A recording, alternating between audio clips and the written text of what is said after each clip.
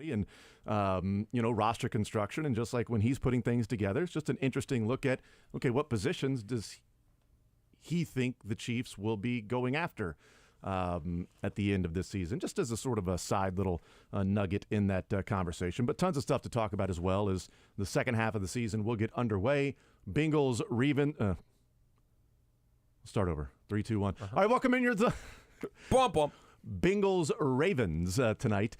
Bengals Ravens tonight. It's a Ravens game. Dang it. 7 o'clock. You can hear it right here on Sports Radio 810 WHB after the Sporting KC show, which is tonight at 6 o'clock. And then on into a little Westwood One pregame, short pregame, and then Bengals and Ravens, which would also be one of the games of the year. But it's sort of that Thursday night short week. The Chiefs and Eagles get the benefit of not only a bye week, but an extra day. So they get plenty of time to prep and prepare for this game and the rematch. Bengals-Ravens are right around the corner. You both lost on Sunday. You got to respond quickly and play that game. This week's worth of games, it is bookended by the two biggest games of the weekend. We start off with Bengals and Ravens, and we end with Chiefs and Eagles. We start off with the first-round matchup of the playoffs, and we end with what will be a Super Bowl rematch.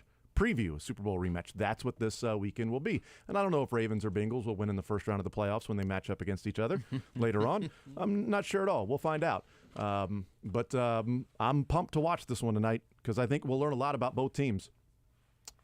Was it just a blip on the radar for how well the Bengals had been playing and then losing to the Texans?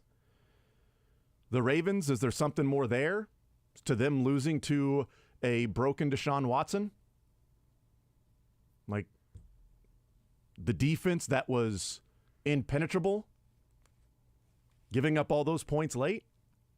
Like tonight, we're going to learn a decent amount of both information about both teams, and I think you and I decided that we may both be rooting for the Bengals tonight. That's where I'm at. Yeah, I think this is one of those to where it doesn't even matter who wins because, like, on Monday night, when the Broncos missed the field goal, I was very annoyed. I'm like, are you kidding me? Oh, there's a flag. He was fouled. He gets free throws. And you're in your driveway. 3, 2, 1. Shoot. He was fouled because I missed it. Yep. Free throws. There's a flag. And foul on the free throw because he missed both of them. Lane violation. Lane violation. He gets another one. 3 in a row. What are the odds? 10th free throw attempt just to hit one. My driveway game is not great. Not a surprise. No. But Monday night, there was a clear rooting interest. Tonight, whoever wins. I'm like, okay, because either way, it benefits the Chiefs. Right. It doesn't matter necessarily for the Chiefs in a huge way, but it is right at that point where you can feel the crispness in the air. We are at the point where these games do have, like, capital C consequences. If you have stubbed your toe... If you have, you're good at math. I'm better at spelling. Although we've also learned that's not even true. So you're just leaning into the bit. But there are consequences to dropping mid-November divisional games, especially if you're the team that's at 5-4. Because my argument still is that it's better for the Chiefs to get a little more cushion between them and any other contenders for the 1 seed, because that is the most important thing you can do through the first 18 weeks of NFL action. The best you can do is get the 1 seed. You can't win any playoff games. You actually can win one. You can only win one playoff game through 18 weeks, but you can get one free pass, one free win in the first round. No injuries, all the rest, all of that. But if you're the Bengals and all of a sudden you're 5-5 at the bottom of the division where the Steelers are getting some okay matchups and the Browns are doing all of this now without the quarterback and running back. I mean, it's panic button time in Cincinnati if they lose tonight. And it's relax a little bit time if the Ravens do in Kansas City. So it's a win-win, and it's going to be a blast. It's also a view at, we talked on Tuesday about the Bills window closing and the Josh Allen cap hit that's going to balloon and escalate next year. That this is, for both of these teams, the Ravens and the Bengals, the last year of a quote-unquote cheaper quarterback. Yep. Lamar Jackson is $22.2 million against the cap this year. He goes up to 33 next year and then 44 the year after that. And then, of course, in 2026, he's $75 million against the cap. So I'm assuming there'll be some restructuring around that, or they'll just simply, I don't know, the dead cap hit is $58 million that year too. So who knows what they'll do at that point. But Joe Burrow this year is 19.5. Next year, he goes up to 30. And then 2025, he's at 46 and change. So while, yes, next year it doesn't escalate like Josh Allen's does, but it goes from 19.5 to 30. Mm-hmm. I mean, it's not doubling, but it's damn near close. And next summer is when they will extend Jamar Chase. So, and that will be a slow integration process for his salary cap. So you would think the 2024 cap would be a little bit lighter for Jamar Chase, and then it will start to hit in a way that he's going to reset the market. And if they were to re-sign T. Higgins, you would expect maybe the same thing with his salary cap, maybe slower of a burn and then, escalating. That if they re-sign T. Higgins, there's a chance they could have in 2025 cap hits to, Joe Burrow of 46.25 and then Jamar Chase and T. Higgins both in the mid-20s. That's not tenable. And that's where you get into the reality of what the Bengals will be facing soon and the Ravens and why they drafted Zay Flowers and getting younger at wide receiver so they don't have to go out and spend on, a T. Higgins or a Jamar Chase or something like that. Your Odell Beckham gamble is okay on a shorter-term deal. Exactly. The Bills are in trouble because of the entirety of the Von Miller deal, not because they took a swing for a short-term deal. Absolutely. Veteran contracts on a one-year deal aren't bad. Nope. It's like giving up a solo home run isn't terrible. You give up 10 solo home runs, it's a problem. You give up a grand slam, there's an issue. You sign a veteran, aging player to a big contract of multiple years, you are taking a risk, and that risk may blow up in the Bills' face, and I think there was part of we think the window is closing, and when anybody outside of Buffalo was talking about the window closing for the Bills, people in the Bills organization cannot object to that because they themselves told you what they thought their window was when they signed Von Miller. We think our window is the next couple of years. And after that, we'll have to figure it out on the fly.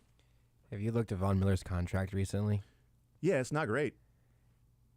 His cap hit next year is almost $24 million. Yeah, what's the dead cap for that? $32 million. Oh, they can't get out of it? No. That one's very much happening next year. And then in 2025, when he is 36 years old, his cap hit is almost $24 million yet again. His dead cap is 15.4. That's okay, but Josh Allen is on a rookie contract that year, though, right? He's perfectly fine. In 2026, in Von Miller's age 37 season, his cap hit is $26 million, and his dead cap hit would be 9. Let me rephrase that. His dead cap hit will be 9. Yes, that will be 9. There is a lot of dead money that they're going to pay to a 36 and 37-year-old Von Miller, or even more real money, and they're definitely paying it to a 35-year-old. Holy smokes. They let everybody know what they thought their window was. Yep. So they can't object to the fact that it looks like their window is closing and people saying, well, no, our window is as open as Josh Allen's contract. Then you don't give Von Miller that contract. Because the Chiefs aren't doing that, because their window is Patrick Mahomes. They truly believe their window is Patrick Mahomes. And they're correct in this case. That's right. I tend to probably overcorrect towards like super rookie-heavy team building and really careful contracts and all of that because you can see the consequences of when it goes badly. I'll mention out of fairness, the Rams kind of did this and won a Super Bowl. Now, window was a different term for Matt Stafford because he was already in his NFL late 90s. So it was like, we really got to speed this thing up if we want to make this work. But they did. Bleep them picks, signed some contracts they're not thrilled with anymore. They're kind of rebuilding some stuff now, and they've been able to rebuild it pretty well, on a sliding scale. But they won it, and the Bills didn't. And now I don't know that they're going to. And, man, that is a fascinating, and if you're a Bills fan, just an absolute gut punch of a depressing decade this could be. You could have gotten the quarterback pretty darn right and have no hardware to show for it. Oh, brutal. Not only that, I mean, another team that, we can, talk about in the Miami Dolphins what happens this year. Yeah. Because Miami next year, I've talked about since the Chiefs traded Tyreek Hill, I have said the 2024 cap season is when you will really feel the benefit outside of the draft picks. Yep. But you'll feel the cap relief of Tyreek Hill because his cap hit goes up into the 30s while Mahomes is in the 50s, right? I mean, that's difficult. Yep. So next year, and when you look at the Dolphins, they have 6 different players that have over a $20 million cap hit next year.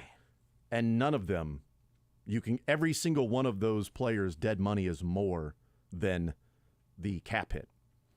Tyreek Hill, Jalen Ramsey, Bradley Chubb, Xavier Howard, Tua, 5th-year option, Teron Armstead. Agba's $18 million, but it's only a $4 million dead cap hit. So they can get out of that one because they're going to have to they're $40 million over the cap right now for next year already. So they've got some work to do there. But that's where you get into when you're spending money on those guys. And they were trading draft picks. Bradley Chubb, first rounder. Jalen Ramsey, they trade for him. When you're trading draft picks for those guys, you're giving up that long-term viability of staying cheaper while paying a premium like the Chiefs did with Frank Clark. Yep. But they were in a position where the Dolphins are and the Buffalo Bills and those teams are. The Chiefs are in the catbird seat like the Patriots where everybody is chasing them and they can make more shrewd moves because they are the leaders of the pack. They are the rabbit. They are not the ones chasing.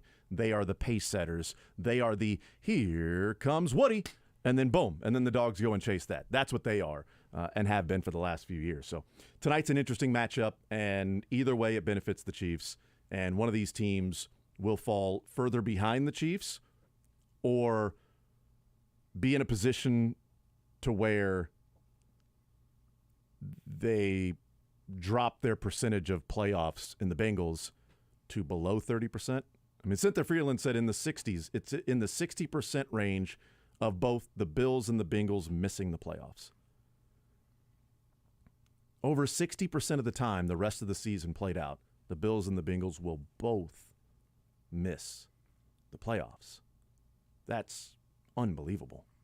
11 weeks in. Not like 2 or 3, 11 weeks into this thing. And, we can get caught up in being like, I want to play the Steelers 5, 6, 7 weeks before. That's a real conversation we should actually be having. But Cincinnati just never getting right after they have the slow start because of Burrow's calf, and now what looks like a slow middle because of the offensive line and some other injuries and just not fully seeming like they've gotten right after a couple of weeks looking like they had it. I'm still standing by the fact that that's the team I don't want the Chiefs to have to get through to get to a Super Bowl again this year. And that's not because I think they're the best team in the AFC aside from Kansas City. They're just the team that's got the worst vibes in that matchup. I think it's either way. It's a real win-win tonight. Maybe yeah. And, if they just play some really beautiful, ugly football and end this thing in a tie in overtime, I'll take that too. We will play some sports or leisure today. Todd Lebo will be hanging out at Johnny's Tavern today, the Parkville location off of Brinkmeyer Road from 4 to 6 today. Everyone who stops by and stops in will be registered to win a great grand prize. How great can this grand prize possibly be? Well, sometimes there are some grand prizes that are great. Sometimes there are grand prizes that are grand. Mm-hmm. Everyone who stops in will be registered to win 2 tickets to see Josh and Dylan play and battle in Thumb War. That's a grand prize right there. Yeah. Maybe a great prize. Also, you will get 2 tickets to see your hometown team play the Eagles on Monday Night Football. Oh, that's a better prize. Everyone who stops in today, the Parkville location of Johnny's Tavern, will be registered to win 2 tickets to your hometown team playing the Eagles. You can register to win a fabulous Bud Light cooler, all courtesy of Bud Light, official beer of the Kansas City Chiefs and the NFL, and the Johnny's discount, typically the Monday after a Chiefs game. That's going to be on Tuesday next week. So whatever the Chiefs, however many points the Chiefs score, will be the percentage off of the whole specialty pizza, New York style specialty pizza, dine-in only at Johnny's, all the Johnny's locations. That will be on Tuesday this week. Lebo will be at Johnny's Tavern in Parkville today, 4 to 6. We'll be playing some sports or leisure today in the 1 o'clock hour. Let's take a break. We'll come back, and a lot of stuff still to get into in the NFL. But on the other side, Sam McDowell's story on the Royals expanding their search for a new stadium site, that now there is a third location that has jumped into the mix roughly 2 months after the deadline of when they were going to decide which location they were going to go to. We'll return. I'll talk about that. And I don't know, maybe it'll be a surprising take that I'll have that I just sort of came to the realization last night. Can't wait. And also, the Royals are essentially admitting and moving on from somebody who we thought was going to be a big piece of this organization moving forward, that I don't know that any team is going to say, we'll still take that guy. We'll talk about that next.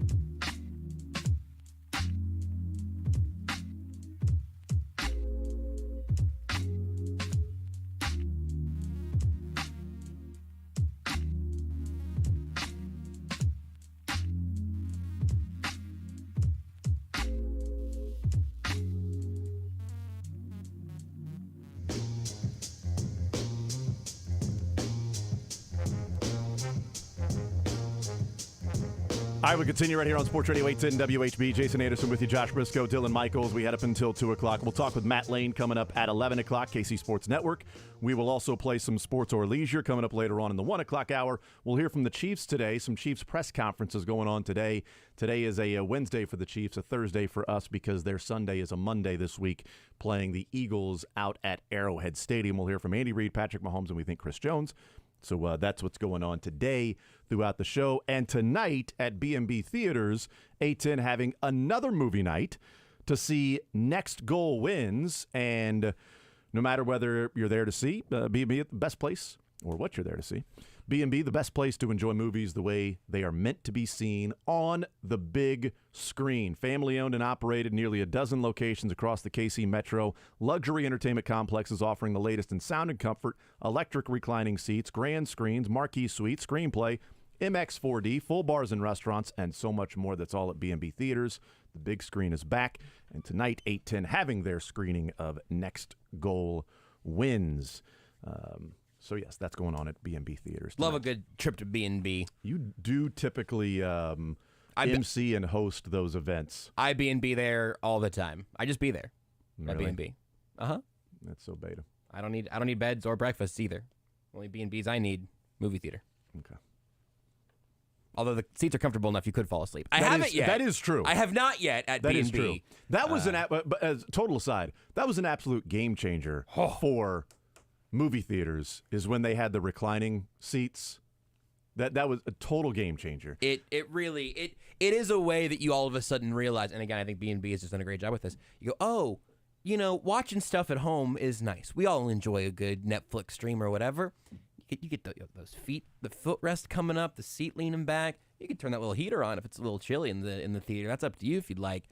It really is a wonderful way to get back to watching movies. We got out of practice for a while because of the big unpleasantness, and I love going back to B&B. I get so spoiled with the chairs. My one of the things I would do, sort of not necessarily a ritual, but it was what I did when I was in Louisville for 10 years.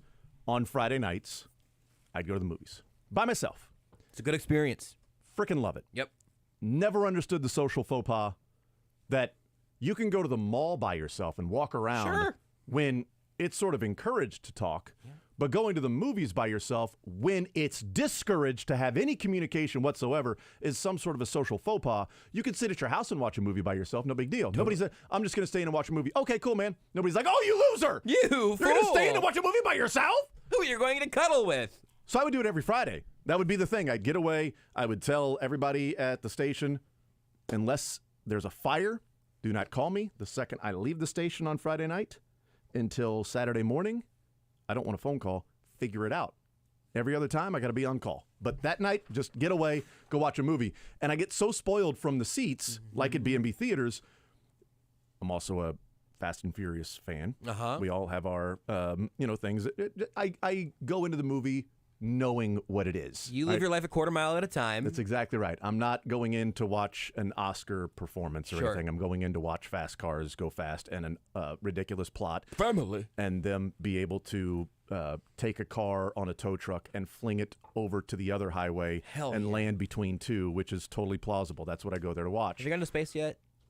Yes. Okay, fantastic. I couldn't remember. They did. Yes, they went to space. I thought they did. Yes, of course they did. I mean, are you kidding me? Sorry. Why wouldn't they? What a stupid question. Yeah, it was only so much further they could go until they ended up Have they in gone space. underwater yet? I'll look it up. Yeah, probably. Not to the Titanic. That would be dumb. Super dumb. But I went to one place that had it showing at the time I wanted to, and I went there, and it was barely theater seating. Like, I'm trying to, look around heads when I'm watching. I'm like, this is dumb. This is the worst thing ever. So it's the worst thing useless. ever. You get so spoiled. And I'm like, back in the day, how did I watch movies back in the day when there wasn't as nice of a spot it is like B&B? So you just get herded in and put into airplane seating, and B&B's got to figure it out. Absolutely. Also, just to go ahead and report on this before the texts come in, Cool. the fate of the Furious 8, I guess the final battle there involves a submarine. So...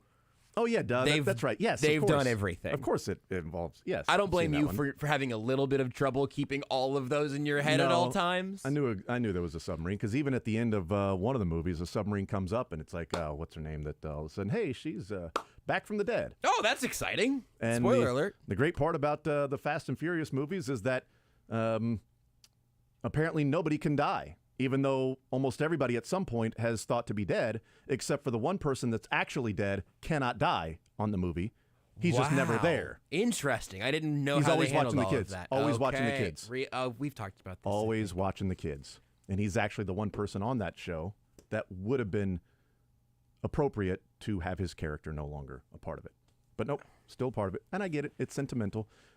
All that. I think at some point I might just start the first one and just start plowing through them. You will get addicted. Turn my brain off for like 2 days at this point. You'll get addicted. It's fine. It's the same thing as like the Expendables. Yeah. You know what you're going into. That's you're fine. You're getting corny lines. You're getting all the great action heroes of our time that show up randomly and give some stupid one line, and you laugh because you know, like, hey, this is my childhood. This is what I remember. This is great. Heck, even Chuck Norris is showing up for no reason. That's great. My favorite movie is about stop motion foxes, so I don't movie shame people. Thank you. That's right. I like what I like. Everybody likes what they like. I like what I like. It's like, oh my God, you put ketchup on a hot dog? I don't, by the way. Yeah. But it's like, well, you put ketchup. What? That's weird. Yeah, I know. It's weird. I have different taste buds than you. It's like, it's odd that we all don't enjoy the same thing. Exact same stuff. It's weird. Yeah, you put mustard on your hot dog? Cool. That's great. Awesome. Do what you got to do. Speaking of hot dogs. Speaking of doing what you got to do. And mustard. And nobody else knows what you're trying to do. All-American baseball stuff and sentimentality of the K. The Royals apparently have a new location, a new site that they are now discussing, a site that they had eliminated a while ago, and that is the old Kansas City Star building just south of the Loop. Just right over a stone's throw from T-Mobile. Right over there by Power and Light. That was eliminated a long time ago in the running. And they came down to just the one, the East Village. And then we found out North Kansas City, and that was going to be figured out by the end of September. And then there's urgency or urgent party or slow playing or figuring some things out. And now, of course, this third one comes in, which is a perfect next step in this saga that continues to go on. I know the reaction is going to be, are you freaking kidding me? Are you kidding me? My point all along with this thing has been the way the Royals have sort of rolled it out and the arbitrary deadlines that have been presented by them, not by anybody else. I'm reading that last night, and my takeaway is, you know what? I actually don't care as much as it became annoying, and I was like, just figure some things out.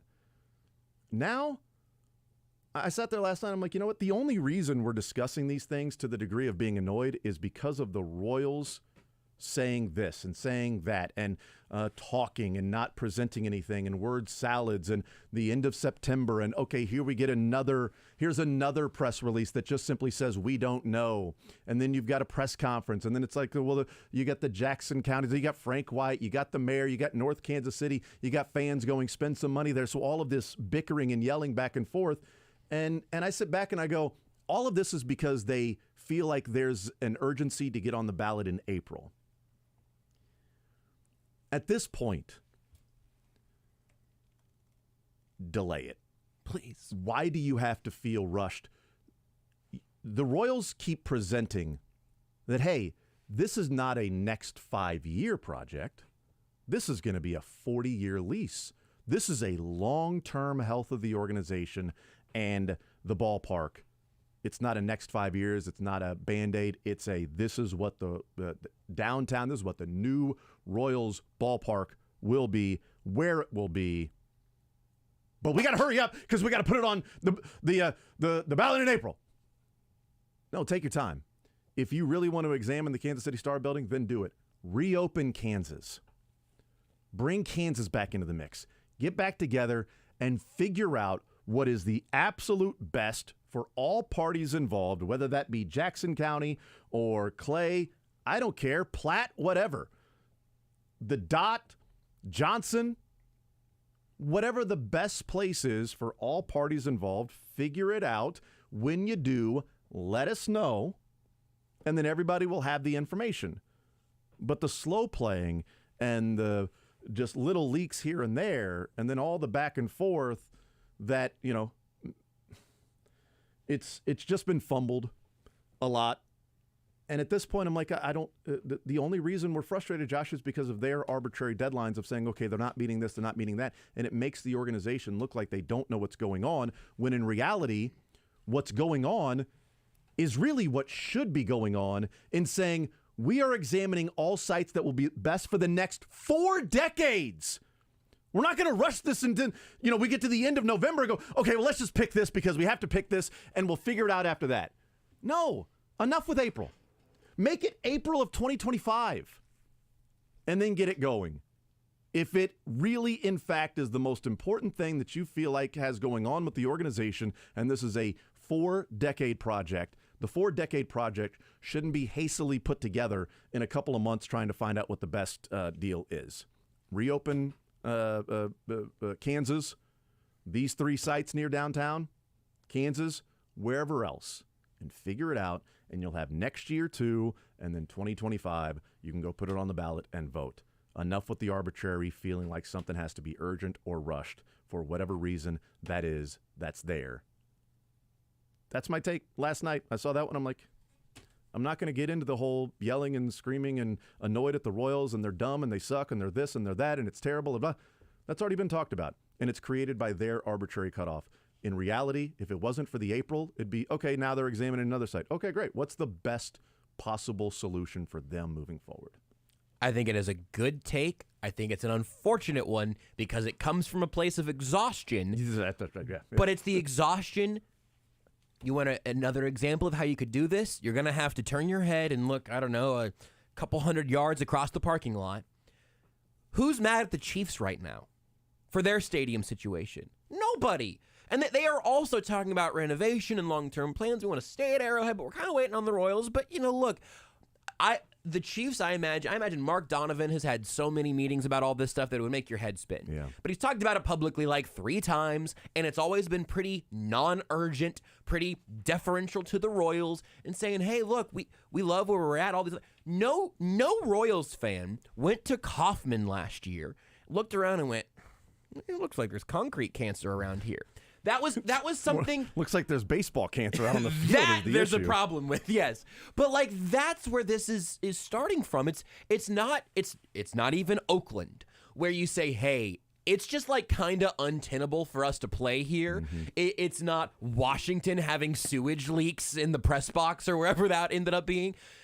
Kauffman is old, and playing downtown would be fun, and a new stadium at some point seems in the cards, but it's not untenable. I went to a game at Kauffman this year, and I never had a chunk of concrete fall on my head. It's okay, and it's not decrepit. It's not embarrassing as a stadium right now. The sense of urgency is created by the ownership group here, and I would love to know what their projections are in terms of April 2024 ballot measure compared to an April 2025 ballot measure, and what that does delaying everything by a year. But you are so right that, are you telling me that this 40-year decision is going to get crammed into a month because, as McDowell notes in this story, the deadline to get the ballot measure up for April 2024 is mid-January? It's mid-November, folks. If you wanted to do the end of September deadline to get it on the ballot by mid-January to be on for April, timeline makes sense. I see it. But you missed your own deadline. And it's fine. I'm not mad that the Royals missed their deadlines. I will be frustrated if this gets hurried at any point, because it really does continually feel incredibly disjointed. I agree with you. Put Kansas back in the conversation also. If the tax side is the problem, if Kansas is ready for you, if they've got the sports betting money that's been bubbling up, I don't even know if that's already been reallocated or not. That always was a little hard to follow, probably by design, but I digress. If you have all your options back on the table again, go ahead and filter through all of those. Start from scratch if you learned stuff in this last year. Just use that information. That's totally okay. This is crazy though, when it feels like every time it's just like, how many parachutes have you pulled while still trying to land on mid-January to have enough information for voters to make choices? It's crazy. And the point about Kansas and the gambling and the DraftKings and everything is a great one, because the odd part about reopening the thought process for the Kansas City Star building is they're not going to build a ballpark district with bars and restaurants next to the stadium because the power and light is already there. A big part of them saying building this stadium was to add extra revenue to put back into the ball club, which would be the ballpark district that they would pay for. So the ballpark district that you're saying is not even going to be a part of the Kansas City Star building location is not something that was going to be on the taxpayers. Right. That was going to be on the Royals to pay for that. And then that money, as John Sherman said, would be reinvested back into the ball club. We'll see if that actually happens. Billionaires always tell the truth when it comes to their money. So we'll see what happens with that. But to your point about the Kansas side, if you're talking about added revenue, put a sports book in Kauffman Stadium on Kansas side. Yeah, sure. That's not revenue shared. That's not shared revenue. Do a deal with a sports book on site. You got all summer. I mean, there's 81. It's different if you put a sports book at Arrowhead Stadium. Cool, for 8 times a year. Right. You got 81 dates a year you can go to Kauffman in Kansas. And they could even have a walk-up window there. Yeah, sure.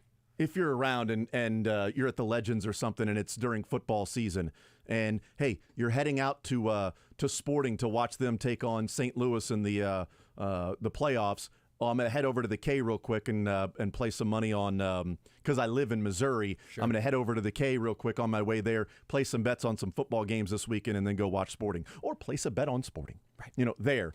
And now the Royals are getting that revenue that is not shared. You could also build a ballpark district around that there. You could double dip on that. So figure out what's best for the health moving forward and let us know when you do. And here's the thing with the Star Building site. If that's back on the table because the Royals looked around and said, okay, actually, so maybe we don't want to do the ballpark district thing. Maybe that's too much money or whatever. Hey, from the most basic, I am a human being that lives in Kansas City standpoint, this is my favorite site option because I know it's there right now, and this seems like a good time. This seems like it would be excellent for downtown Kansas City to replace a big, beautiful, empty building with a ballpark and an area of the city that is pretty vibrant already. Again, being a stone's throw from P&L and T-Mobile Center and all of that. That feels big to me. I like that aesthetically, practically speaking. Imagine how pissed people are going to be when they find out that thing's going to be facing southeast, and the skyline's going to be behind home plate. Would it be? Oh yeah. Okay. Unless they build directionally. Unless they build to the northwest of the skyline is always going to be behind behind home plate because of the way it has to face. I'm so anti St. Louis. I don't even do cardinal directions. So that's just. That's just where I'm at. You hate Stanford. I do, man. I will not. Arizona, weirdly, fine with the plural. Cardinals. See? Yeah, that's right. But I like this idea of if this was one of the first things they really dug into, I would be behind it. If you want to have downtown baseball and be in the middle of downtown, this is good.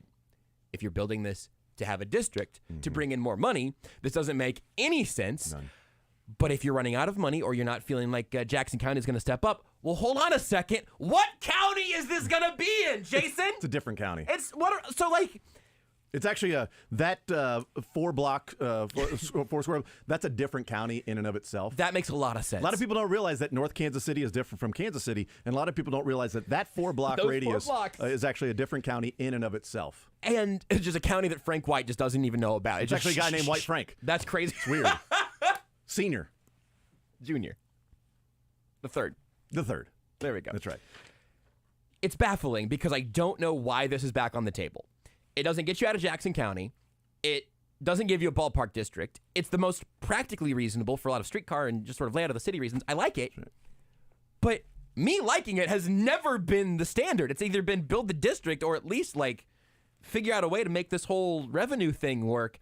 And this doesn't feel any closer to that, despite the fact that I aesthetically kind of like this spot. It's bizarre, and I would love to not talk about it again until let's go ahead and say April just for fun. Not because that's when we're voting on it, but because that's when the Royals say, here's the plan. After the parade in February, go, hey, where was that ballpark? It could be right over there at that Kansas City. See that big old green building that's got all those windows? That could be the stadium. But they actually play baseball inside that thing. They don't have to build new. Ooh, nice. I like that. Yep. Also, Asa Lacy was left off the 40-man roster and is available for the Rule 5 draft if you care about such things of number 4 picks in the draft from 2020. More Zone next.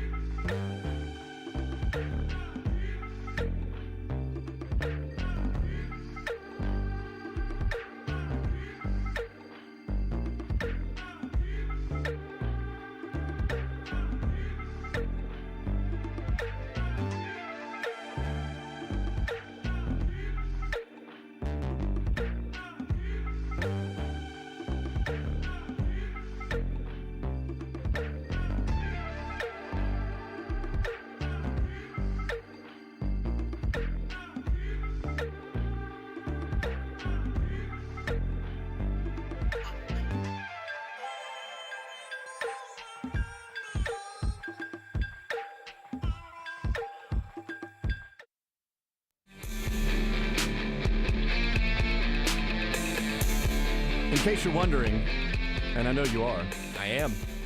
since 2016, or actually, I guess going back to 2013, 1, 2, 3, 4, 5, 6, 7, 8, there have been 9 top 10 picks in the draft that have not been protected from the Rule 5 draft in their first year of eligibility. Asa Lacy is the 9th. The other 8 names are Hunter Bishop, Austin Beck, Kyler Murray, didn't even play baseball, Riley Pint, Aquinas, Tyler J., Cornelius Randolph, Tyler Kolek, and Trey Ball. Those are a who's who of guys who made it in Major League Baseball. They have combined for 1/3 of an inning pitched by Tyler Pint. Riley.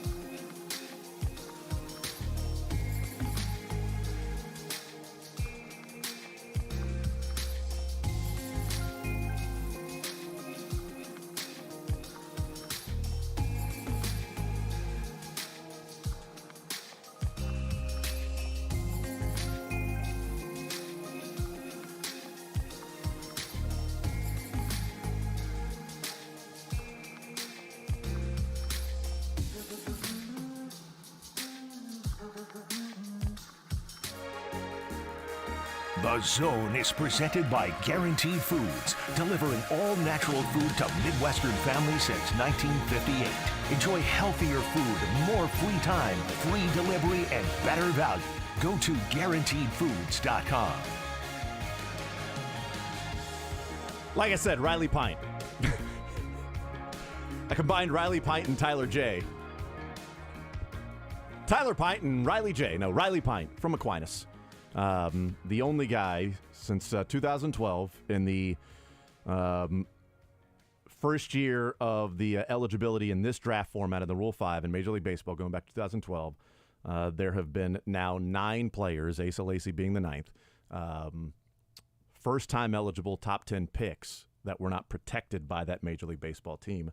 Riley Pint is the only one of that group to actually appear in a Major League Baseball game, and he did it earlier this year. And as we discussed in the break, Asa Lacy is the highest slotted draft pick who actually played baseball and went to college, like as a college player. Because Riley Pint was 4th overall, but he was a high school kid. For a college player that had theoretically less volatility than your high school high draft picks. High school pitchers, man, they're as volatile as it gets, man. We'll see if Asa Lacy ever gets a third of an inning pitched like Riley Pint has. You know what Riley Pint did? Made it to the show. Pitched to Major League Baseball. That guy pitched in a Major League Baseball game. No matter what anybody can say about anybody ever, that dude took the mound with a third deck on that stadium. It's pretty badass.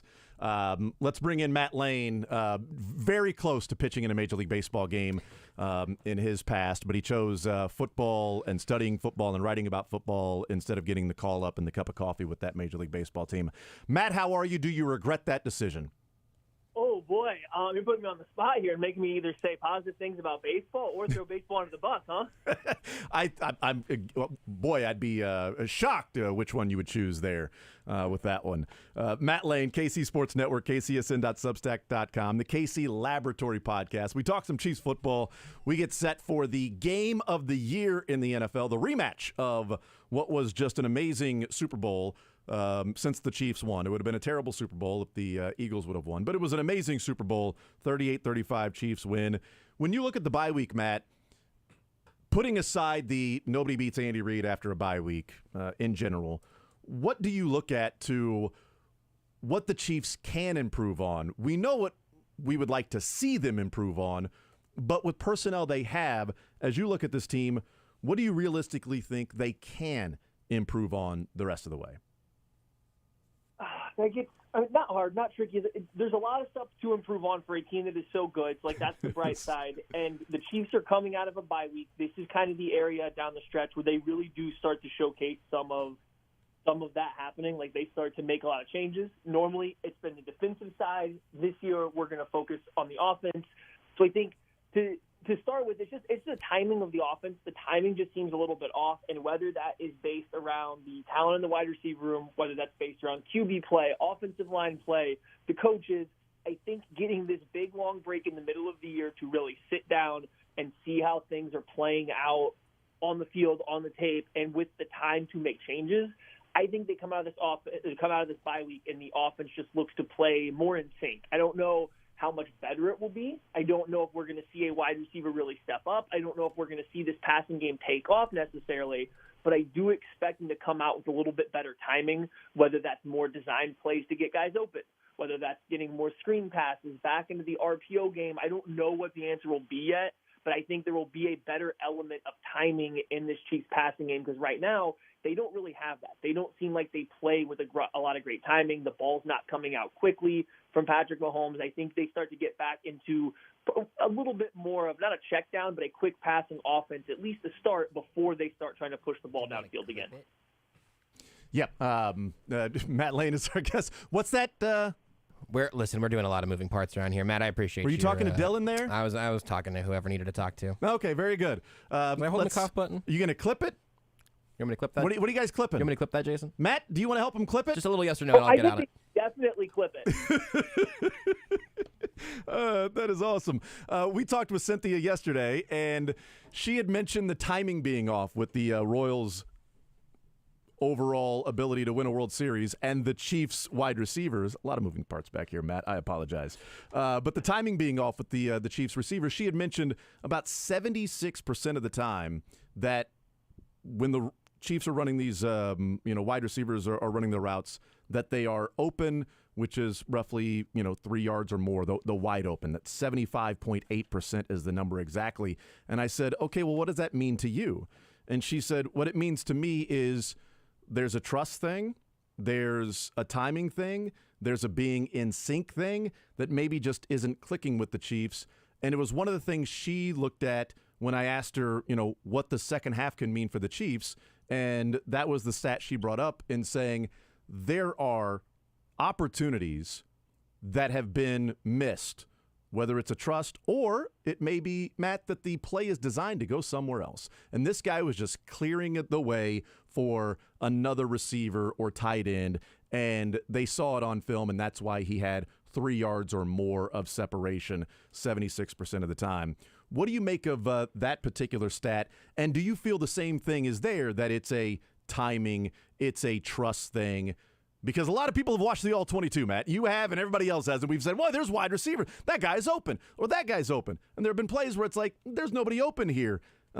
Is that sort of an indication of if you just reset everything and take a deep breath, look at the film, start from scratch a little bit and go, okay, let's just get back to saying who's open, I'm throwing him the ball, and I'm going to trust that you're going to be there, and let's move forward?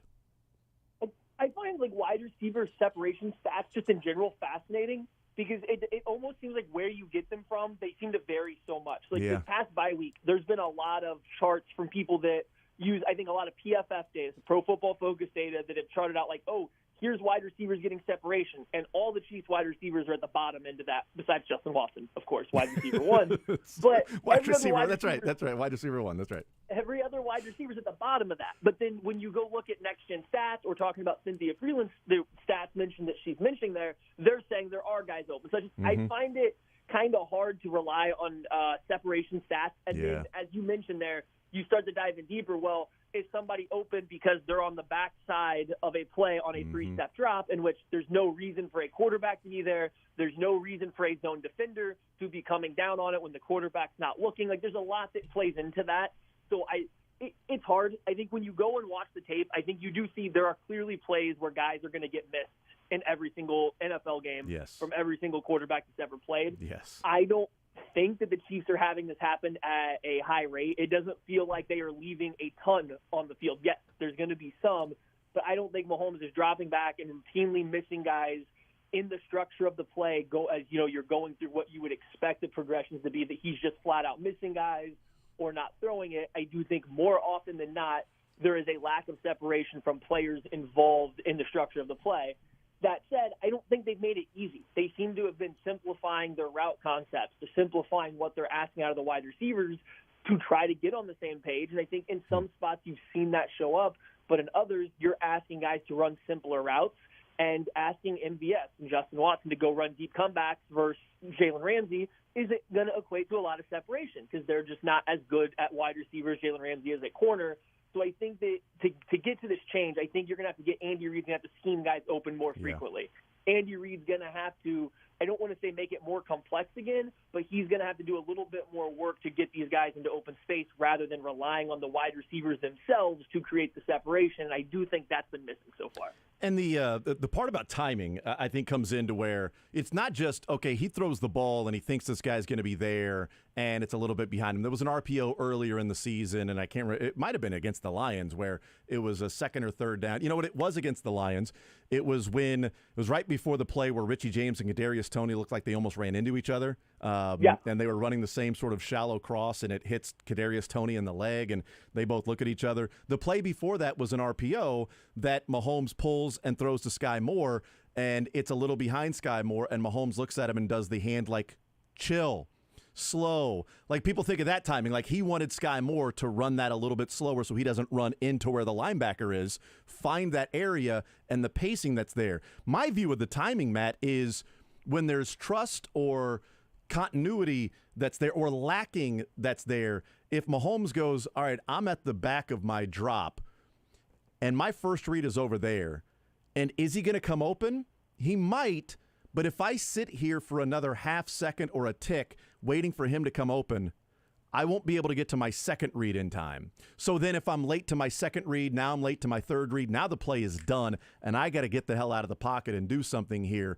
That to me is part of the timing, that if there is not a trust of the first read, I'm moving on to maybe my second read early, and people are going, look, Sky Moore popped open. Yeah, maybe he did, but plenty of plays before that he didn't, and Mahomes was waiting for him or another receiver or something, and then he was late getting to his second read, and at that point the play breaks down. That to me is where it starts to build on itself. Not just the, well, I don't trust this guy, I'm going to look somewhere else, but if I do trust him and I'm waiting for him to win and he doesn't, well, now the second read and the third read are all behind because the defense has adjusted to where those guys are as well. And this is where you start to get into like the nitty-gritty of playing quarterback and how it's so difficult. Because you're 100% right. If you're a quarterback and you're dropping back, you're reading out not only the coverage, but you're reading out leverage. And so if you're dropping back and this play just doesn't look like your first read's going to be open, you're going to go ahead and start moving on. Now, maybe the player does end up getting open. Maybe he doesn't. But for a quarterback, and I'm not saying they're always right, but when the vast majority of the time a player of Mahomes' caliber is going to read that correctly, so he's going to move on. And you can't be mad at him the next time where he reads it the same way and the wide receiver still gets open and he has already moved off of him. You can't be upset at him.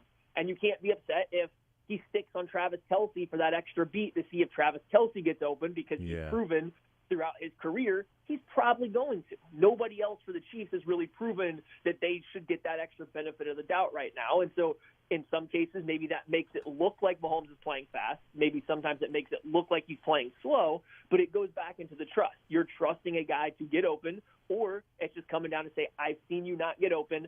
I need to move this play along to get to somewhere else. And then you get into, and this is something that other quarterbacks, let's say Josh Allen in particular, I think get in a lot of trouble with.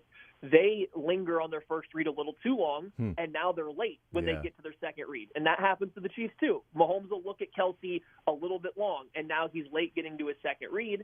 Sometimes he has the arm talent to still put the ball in there, and he can play football like that. That's part of the benefit of having these quarterbacks that have these exceptional arms. This is why arm strength matters. You can be late and still get the ball where it needs to go, but if you're not having any separation from the next guy, or that look doesn't look as clean as you would like, or you don't have the trust, you then just get stuck in these weird spots. And I agree. That's where the Chiefs have gotten is Mahomes, whether it's his fault, not his fault, mostly someone else's fault, doesn't trust these guys to where he can play on time. And I think that's why they need to they've been trying to simplify the offensive system for the whole team so they can start playing on the same page with each other. Yeah, Matt Lane is our guest, KC Sports Network, kcsn.substack.com, the KC Laboratory Podcast. Before we move on to something else, I did want to just play the they did clip it, Matt, apparently. This is what we clipped? Okay, perfect. I guess as I was talking about the Cynthia Freeland thing, they were talking about, let's go find the clip. So here it is. This is about 30 seconds or so, her talking about, so you can have the full context of her stat and percentage that she was bringing to the table. Chiefs wideouts, if you're looking just at the wideouts, not at Travis Kelce or at the running backs, the Chiefs wideouts have been targeted wide open, meaning at least 3 yards of separation at 75.8% of targets, meaning like everyone else is drawing coverage away from down to Travis Kelce or the pass catching backs or whoever's on those closer routes. Perhaps it's time to unleash the Mahomes. Right, like no other team. By the way, the next closest team is under 70%, like 69.6 or 5 or something like that.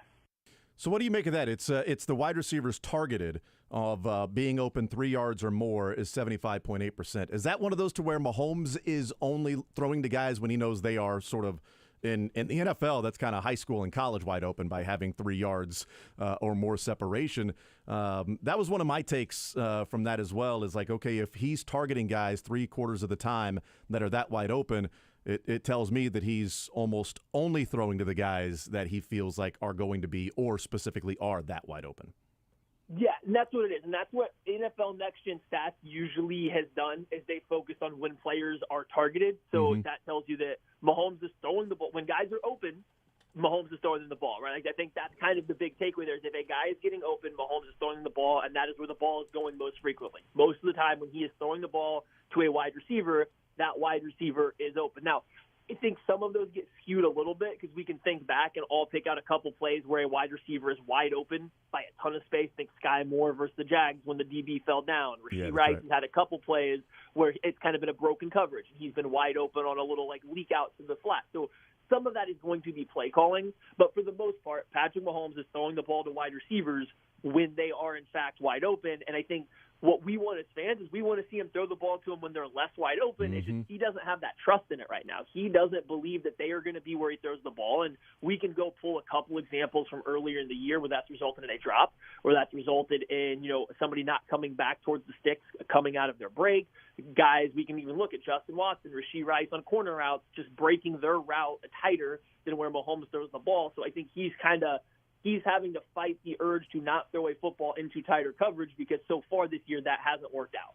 I would love to know whether it be QBR or rating, completion percentage, EPA on the 25% of the throws that are not wide open. What's happening? Are they caught? Are they just not? Because I think, and I would they're love all Justin Watson jump balls. Because she mentioned not tight ends. So I was going to say, or they're all to Travis Kelce, who he certainly trusts that if he's Travis Kelce open, which means if there's a guy on his back, I can throw it in a certain spot, he'll catch it.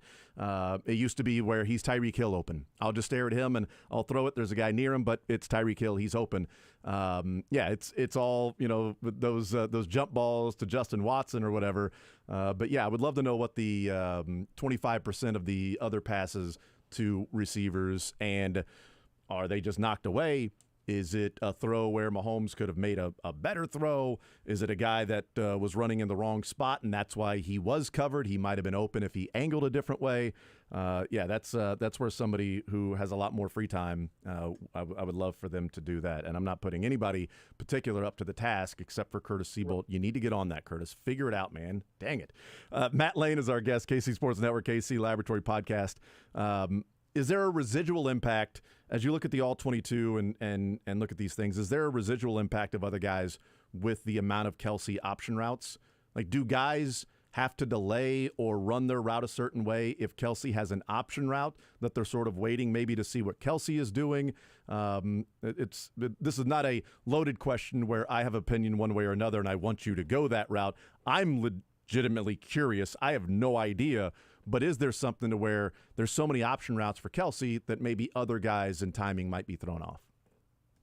Yeah, and so I don't think the other wide receivers that are currently on the team are having to adjust anything for what Travis Kelce is doing. Okay.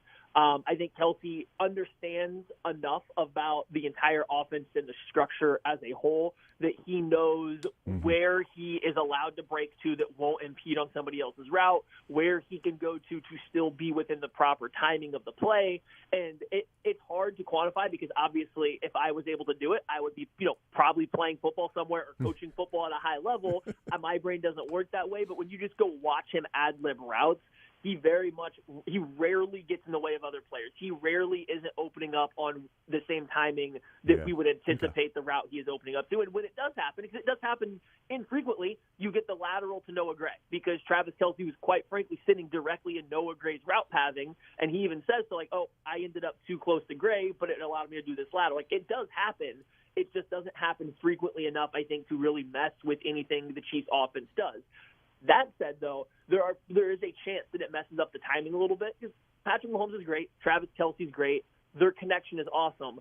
You can't really tell me that at any point in time that it doesn't cause Patrick Mahomes to give an extra hesitation, an extra pat of the football to see what Kelce's going to do on some plays, and then maybe puts him a beat behind moving to other guys. Now, I already said his arm talent, his ability to manipulate throwing lanes, I don't think it's a big deal. That's part of what makes him who he is. So I don't think that is a problem. But there is times where he could be a beat behind because he's giving Kelce's freedom a chance to play out before he moves on.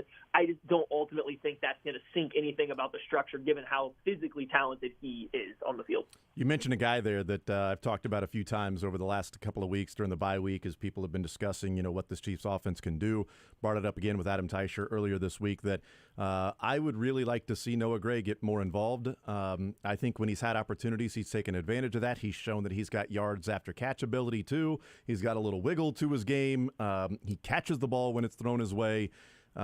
Is that maybe, as people are talking about, more Rashee Rice, more Kadarius Toney, maybe less Sky Moore, whatever. I'm actually looking at it and saying, more 12 personnel and a little more targets and trust to Noah Gray. Yeah, and that is something they've been good with in the past, is the heavy personnel. I think one of the small issues they've run into this year is the run game has not been as consistent, or not even consistent necessarily, but it hasn't been as efficient as it was last year. So last year they got into these heavy personnel, and they were good, and they were okay running out of it. It was really their passing game that was dominant, but when they did run out of heavy personnel, they were fine. This year, their running efficiency is just really, really bad. They seem disconnected. So when the Chiefs do go into heavier personnel, they get 2 tight ends, 3 tight ends out there, whatever it may be. They're still not running the ball great. And then now you're putting lesser athletes, compared to a wide receiver, Noah Gray's athletic tight end, but not a wide receiver athlete. You're putting lesser athletes on the field and you're asking Blake Bell to beat a corner on a backside dig. They tried that against the Detroit Lions, and he got, nowhere. And not that it can't work some, it's hard to be reliable that way if you also can't run out of it. That's the entire benefit, is being able to run out of heavy personnel if teams don't match you with a base defense. The Chiefs aren't necessarily executing or being efficient in their run game, so it makes it hard to live in heavier personnel more frequently. Although they still are amongst the league leaders, I think, in 12 and 13 personnel. Yeah, I think 12 personnel, they have the 9th most plays out of 12 personnel. So it's not like they're sitting in the 20s, but hey, maybe that could be 4th. maybe the 4th most plays or something like that. Matt Lane, KC Sports Network, kcsn.substack.com. You have a mock draft there at KC Sports Network, and it's the bye week mock draft. I talked about earlier in the show that I like looking at some mock drafts, but the names are kind of the peanuts teacher there, because I'm not looking at the names yet for next year, and who knows what the draft process will be like and all of that stuff, and Senior Bowls and Combine and all of those workouts. As you go through some of these things in the exercise, do you focus on the players, or do you focus on positions of this is where the Chiefs will probably be targeting, and here's some names that may be available around there, but it's ultimately maybe position over player that you look at when you go through these exercises? Yeah, this early, I always tell people, focus a little bit less on the players and just kind of the positions, or what the overall takeaway of the draft is. What is the focus of the mock draft, or where is it positioning the team to go?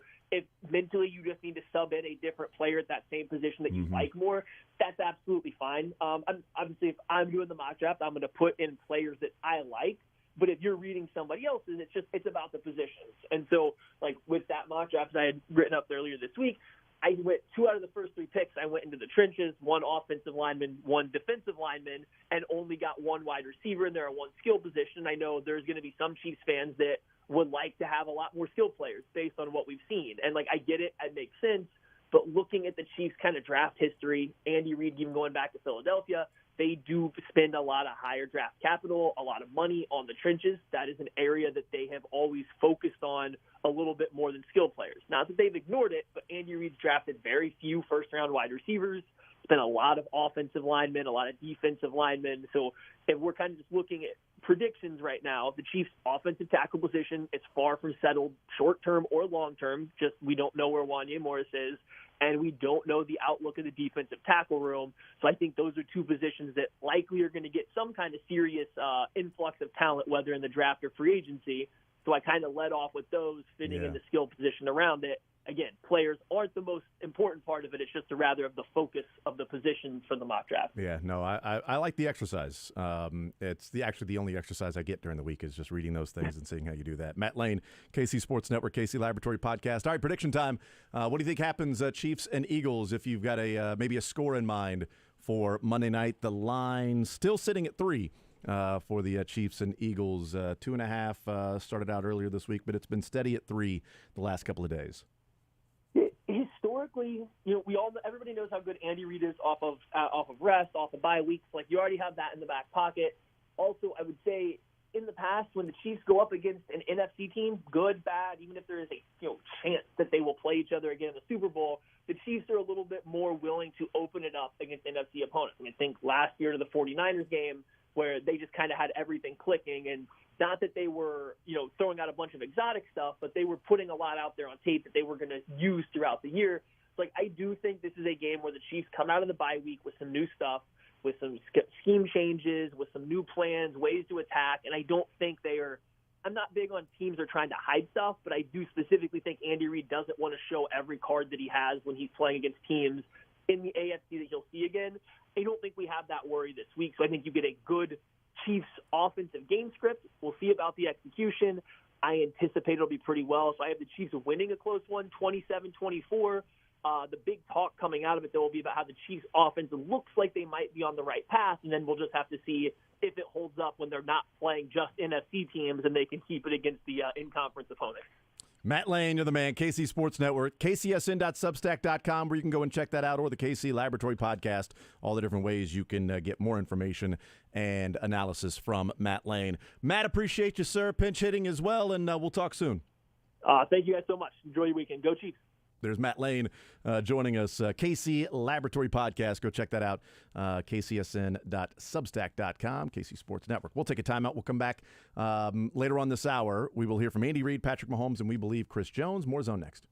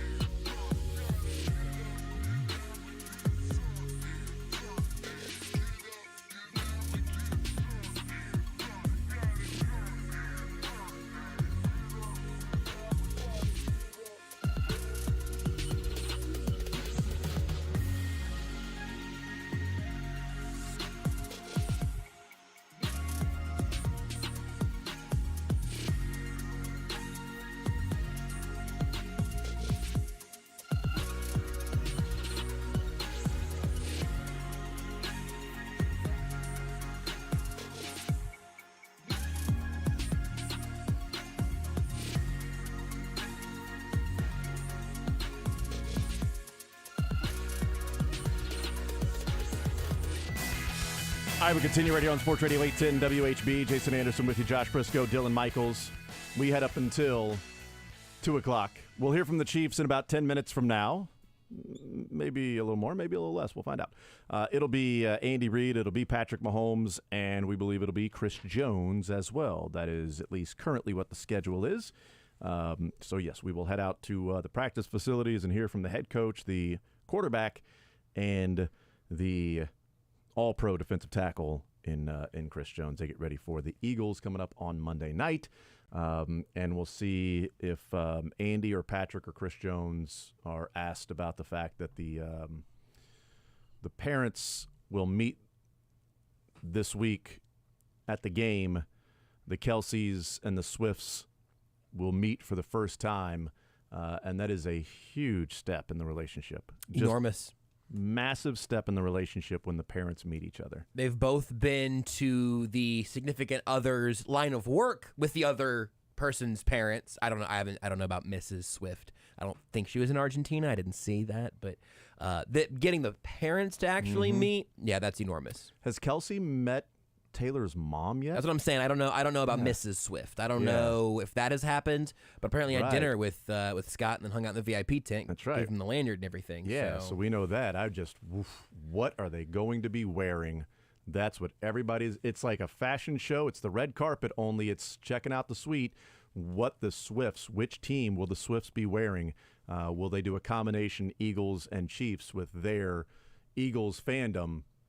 But obviously their love of Taylor, who is now a Chiefs fan. I just hope at the pressers today somebody holds Patrick Mahomes' feet to the fire and asks this quote-unquote part owner of the Kansas City Royals where the hell they're going to play. That's right.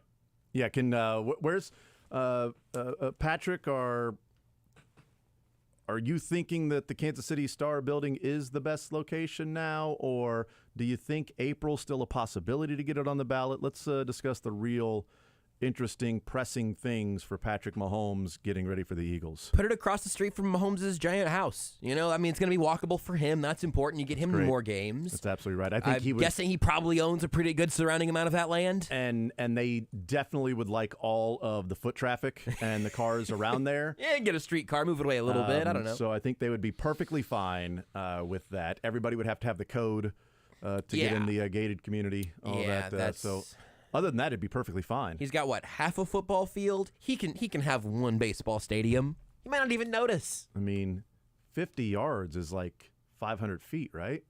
No, but I actually know the answer to that. I'm just I kid. It's a Little League baseball park. It's been a Little League baseball team. That was rude. It's about 150 down the line. I didn't mean that. 3 and 2 West. I'm sorry, Bobby Witt and very few others. That's right. So there you go. 913-912-4810 is the text line. A number of other things that we'll continue to get into today. I went back and looked since Patrick Mahomes has been the quarterback for the Chiefs. Just randomly, the Week 11 power rankings, because we were talking about how difficult it is for the Chiefs to continue to do this year after year, and where they are in the power rankings at Week 11. And I looked at the NFL.com, CBS, ESPN, and The Athletic. Those were the only ones that I could find that continually had theirs, like, 2021, Week 11, 2020, Week 11. So I went and did that, and just saw where the Chiefs were as just kind of an idea of the difficulty of what the Chiefs have done so far with Patrick Mahomes and the consistency that they have continued to have. So we'll get into that as well. We'll take a timeout. We'll come back on the other side. We'll hear from Andy Reid, Patrick Mahomes, and also Chris Jones. More Zone next.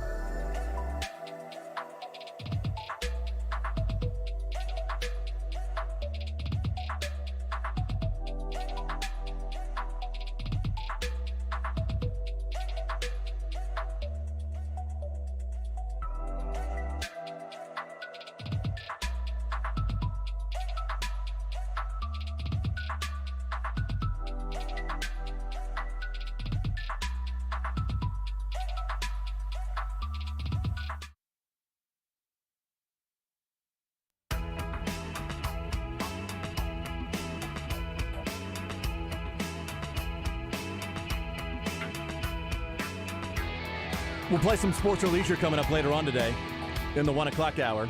It's presented by Johnny's Tavern, where you can win $25 to Johnny's Tavern, getting a sports question and a leisure question right. Todd Lebo today will be out at Johnny's Tavern from 4 to 6 in Parkville, the Brinkmeyer Road location. In Parkville, Johnny's Tavern today, 4 to 6, where everyone who stops in will be registered to win a great grand prize, 2 tickets to see your hometown team play the Eagles on Monday night. You can also register to win a fabulous Bud Light cooler, all courtesy of Bud Light, the official beer of the Kansas City Chiefs in the NFL.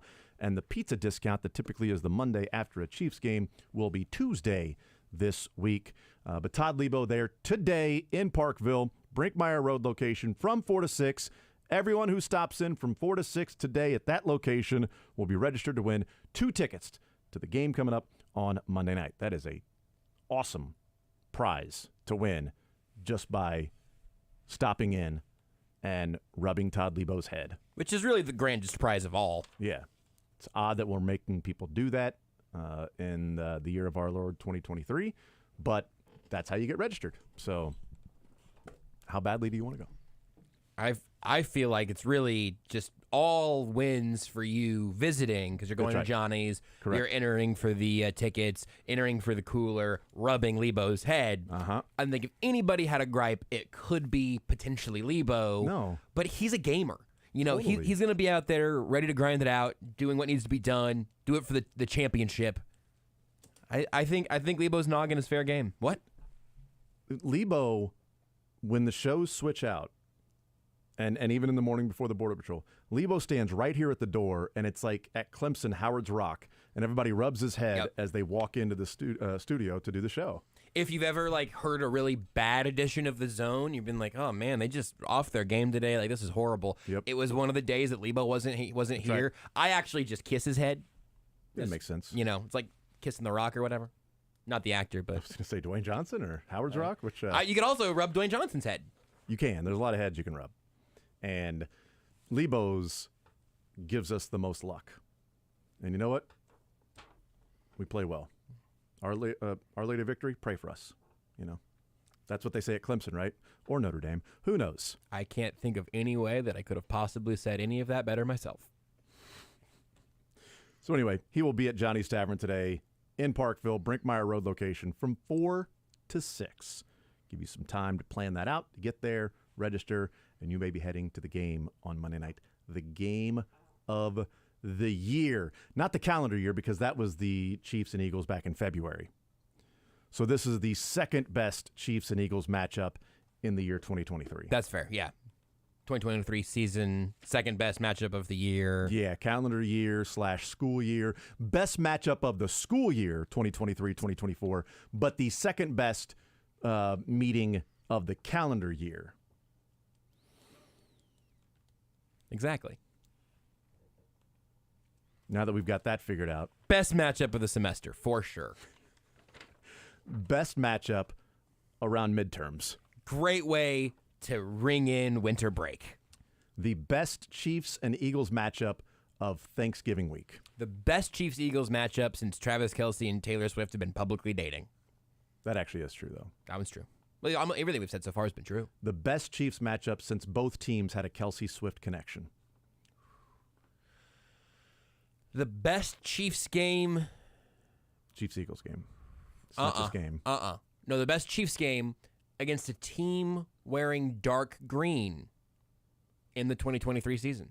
How about that? Not a different shade of green, but dark green. Specifically, I would say dark to medium green. Okay. Not aqua green. Yeah. Because that one could be arguable. Or the Jets green. That one's not arguable, I don't think. No, I think this game's definitely better than that one. Yeah. So I'm ruling out the Jets green. I think the shark was jumped on that one, though. But it was a good try. It was the a best shark that's been jumped yes. this calendar year. Yes. Mainly by, and now I can't remember the damn Florida coach. Who is it? Jim McElwain? Jim McElwain, there yes. it is. Damn it. Avid fisherman. Oh, man. Did he not Jokes are 50% timing, and if I would have just remembered the name, I could have said best shark to jump since Jim McElwain. Is one of these was Here's arguable. Andy Reid. Here's Andy Reid. Everybody's going to practice today, so we're good there. Look forward to the challenge of playing the Eagles. Good football team. Best record in the NFL, I believe, right now, and well deserved. Coach Sirianni's done a good job. They got good players.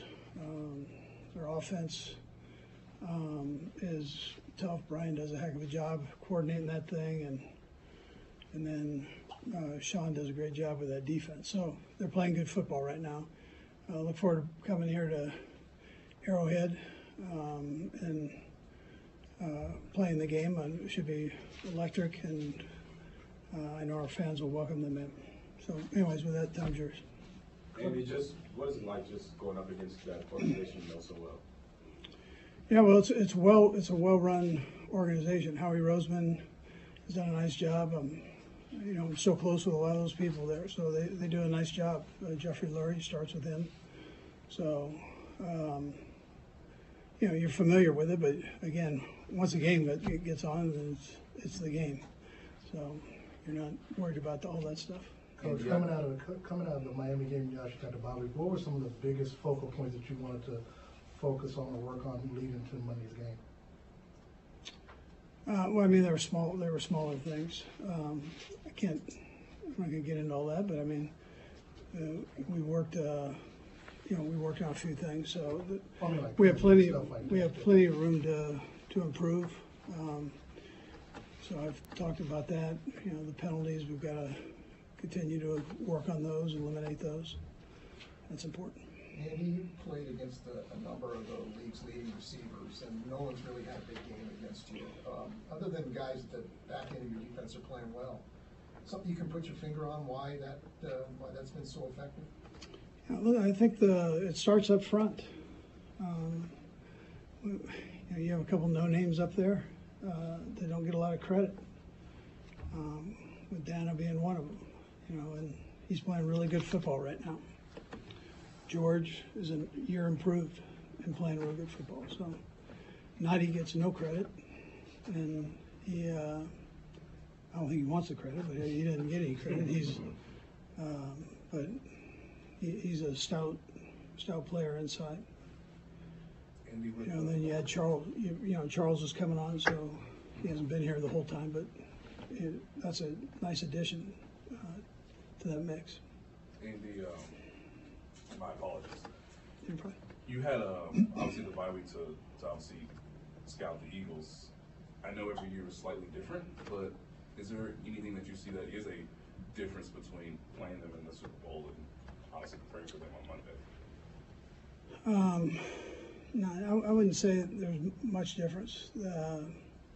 Those receivers are still playing good, and their quarterback's a good football player, as is the running back. So I know they had an injury to the tight end, so that would be a little bit different. But they've got good players in those spots. So and then defensively, it's really basically the same unit.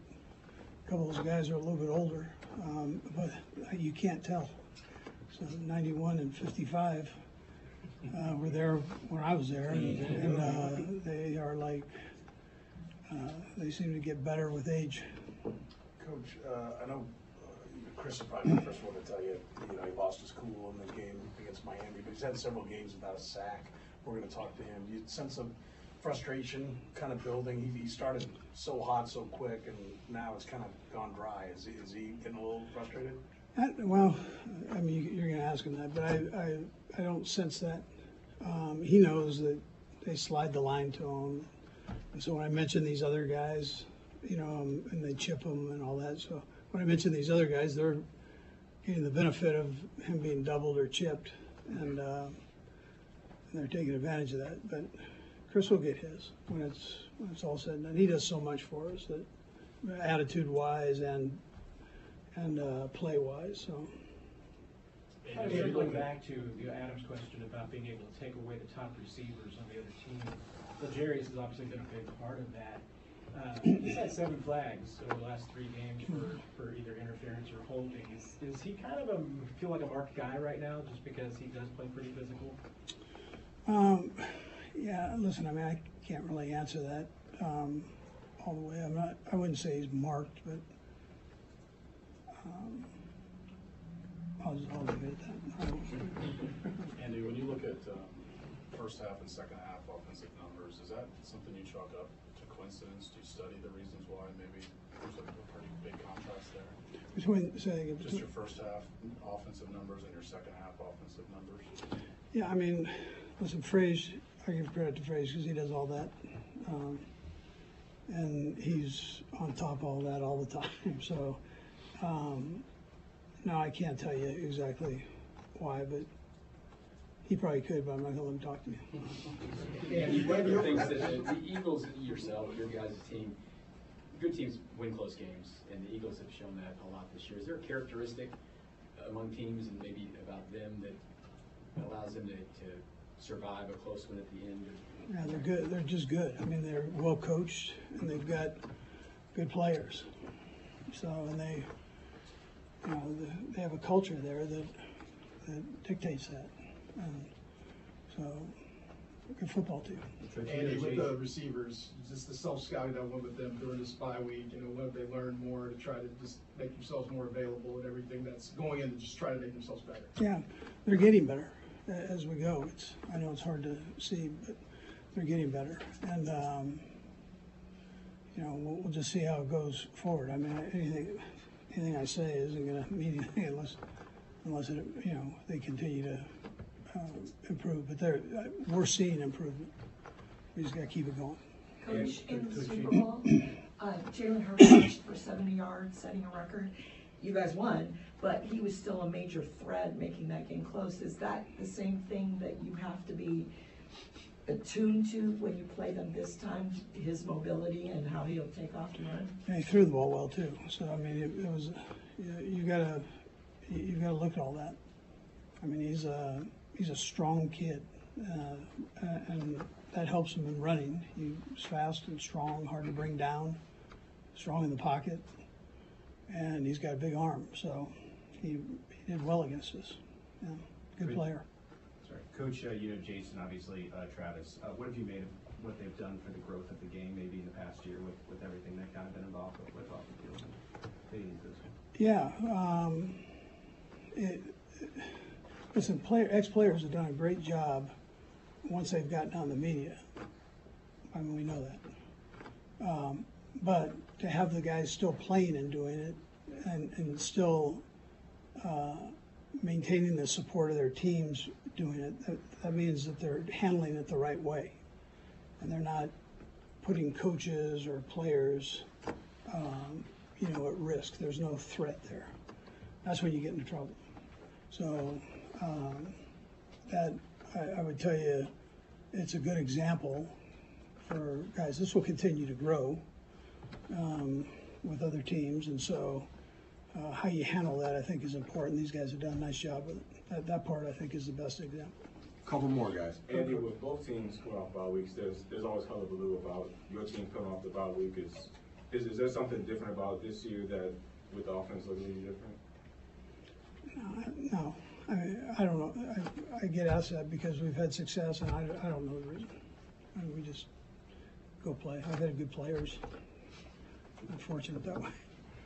Coach, you've talked since you've been here about how all the games, so many of them come down, they're close, and at the end, and you know, the magic card you've had here of late is Pat's ability to go down the field so quick. How much of that is a unique trait? The ability to, you have to take chunks. We have 51 seconds and one time out. He seems to take those chunks and know the risk reward and when to do it. How special is that part of it? Yeah, Seren, there's no better weekend than this past one to look at how crazy the league is and how much parity there is in the league. And the league has strived for that. Give every city an opportunity to be successful. And you saw it. I mean, this past weekend was wild. So to have somebody like Pat ends up being a big part of that. I mean, you start looking at the games that are determined by one score. It's ridiculous. Every year it increases, and by number there. So to have somebody that can lead like Pat does and play the way he does, rally the guys around him, I think is important. Yeah. Last one, Neil. Coach, how does having a week off for the guys, how does that affect them? And do you expect them to be fresher and feel better from the practice? Yeah, I think both teams would tell you yes. I mean, a little time off doesn't hurt the guys physically. So and most of them came back in good shape. They didn't just sit on the couch. They worked. So it made sure when they got back here, they can move around well. And sometimes you worry about the big guys, but I thought our guys did a nice job with that. Yeah. All right, thank you. Appreciate it. All right, there's Andy Reid. You're listening to Sports Radio 810 WHB Kansas City. We'll hear from Patrick Mahomes and also Chris Jones. That last question there, and we'll get into a little bit more, just the randomness of those last-second field goals and having a guy like Patrick Mahomes and the difference he can make in games like that. Those 6 games that ended on a last-second field goal were quarterbacked by Deshaun Watson with a broken shoulder, Jared Goff, Russell Wilson, C.J. Stroud, Kyler Murray, and Geno Smith. I mean, not a lot of Hall of Famers there in that group that were doing that, but they still were able to get the job done. Not saying that anybody can do that, but on this particular weekend, it wasn't the Brady, Rodgers, Patrick, things like that were doing it. Here's Patrick Mahomes. You enjoy it, refresh it, look over everything. How'd you spend it? Yeah, got to spend some time in Texas with the family, and then obviously had my charity gala, which was really cool. And then got to go to the Texas Tech game at KU. So a lot of family time. Got to look at a little bit of football as well. But it's always good to get the bye week, especially kind of that midpoint of the season to kind of refresh and restart for the next part of it. Patrick, what part of the football aspect did you really focus on? Yeah, I think for me, it's you learn. I always go back to the fundamentals, try to get back to my fundamentals as best as I can during the bye week. And then I think watching the tape, seeing what we did well, what we can improve on, and then try to use that into this next part of the season and try to be even better than when we went into the bye. Does something ever surprise you when you go back and do kind of a more thorough review like that? I think what I've realized just now is it's never as big as it seems. It's always little things, as far as fundamentals, as far as games and stuff like that. And so it doesn't surprise me now, but instead of trying to make these big, huge changes, you just go back to the fundamentals and try to execute even better. Patrick, with the new defensive coordinator with the Eagles, they have obviously some different personnel. But outside of those main topics, what have you seen differently from this defense that may be better or worse than what you saw from the Super Bowl? Yeah, I mean they're really good. I mean at the end of the day, that's the main thing. They have a lot of the same players, and they've added some more talent. D-line's special, one of the best D-lines I think I've ever seen. Just waves of guys that can come in and play, mixture of veterans and young guys. The DBs, 2 great DBs at cornerback position, adding Bayard and a Blankenship at the safety position, and then linebackers, guys that have played and been in the league for a little bit now. So they have a good defense in general. I mean, obviously a great team, but a good defense in general in all aspects. And so for us, it'll be a great challenge. Patrick, how do you see going forward with the receivers growing in the second half and as you go here? I've always felt like throughout the season, the chemistry gets better and better. Obviously, everybody wants the receivers to blow up and everything like that, but I think guys have gotten better as the season's gone on, and they'll continue to get better, and we're making strides in the right direction, and I think we'll keep doing that as the season goes and hopefully carry that momentum into the playoffs. On top of that, how much do you take pride in making it better? We always hear about like Michael Jordan makes his players, made his players better. How do you see that? Yeah, I mean, all you can do is go out there and try to be great every single day. And that's what I try to do in practice, getting extra reps, and then into the game and try to make those adjustments on the fly. And so I push guys to give everything they have every single day. And luckily for me, I have a lot of guys like that on the team. But at the end of the day, you just got to go and keep at it, stay with the process, and then at the end of the year, you're satisfied with the results. Patrick, in a game like this, where the best team in the NFC, the best in the AFC, and 2 great quarterbacks, do you love that? I mean, the Super Bowl proved you and Jalen battled it out to the very end. You were injured. You look at that game. Is that kind of what you expect in this Monday night stage? Yeah, it's going to be a great game. Like you said, you got great teams in general. I mean, obviously Jalen's a great quarterback, but I think just the full entire team on both sides is you never know how the game's going to go. It could be high scoring, it could be low scoring, but 2 teams that usually find a way to get a win and playing on Monday Night Football in front of the whole world. It's going to be a great game, and I'm glad it's at Arrowhead. Patrick, Andy's talked for a long time. I just asked him about every game. So many games come down to the very end, and you got to have those hurry-up drives, and you've been very successful at it. I'm just curious, do you mentally go through a checklist? You seem to know when to risk it. I mean, Buffalo, you threw the pick, but you knew you had to go fast, right, last year. Is there a mental checklist you go through that this is more urgent, I've got to be more risky here because it's worth it, it's the only way to get it done? How does that work in your brain when you're figuring that out? We talk through it every single week. Every week I've been here from OTAs through now.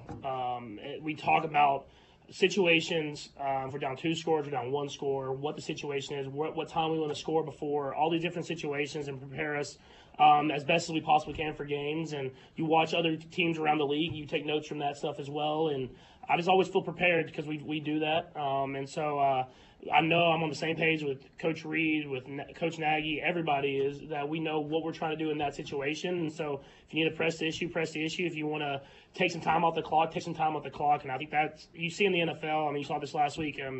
All the games are close, so who executes at the end of games the best, and that's who ends up winning. And I know I asked you this a couple of years ago, going back 5 years when you did the shop, I think the LeBron James show, and you said, I can't wait, Peyton Manning, Tom, they see everything now. In 5 years, I think was the number you said. Yeah.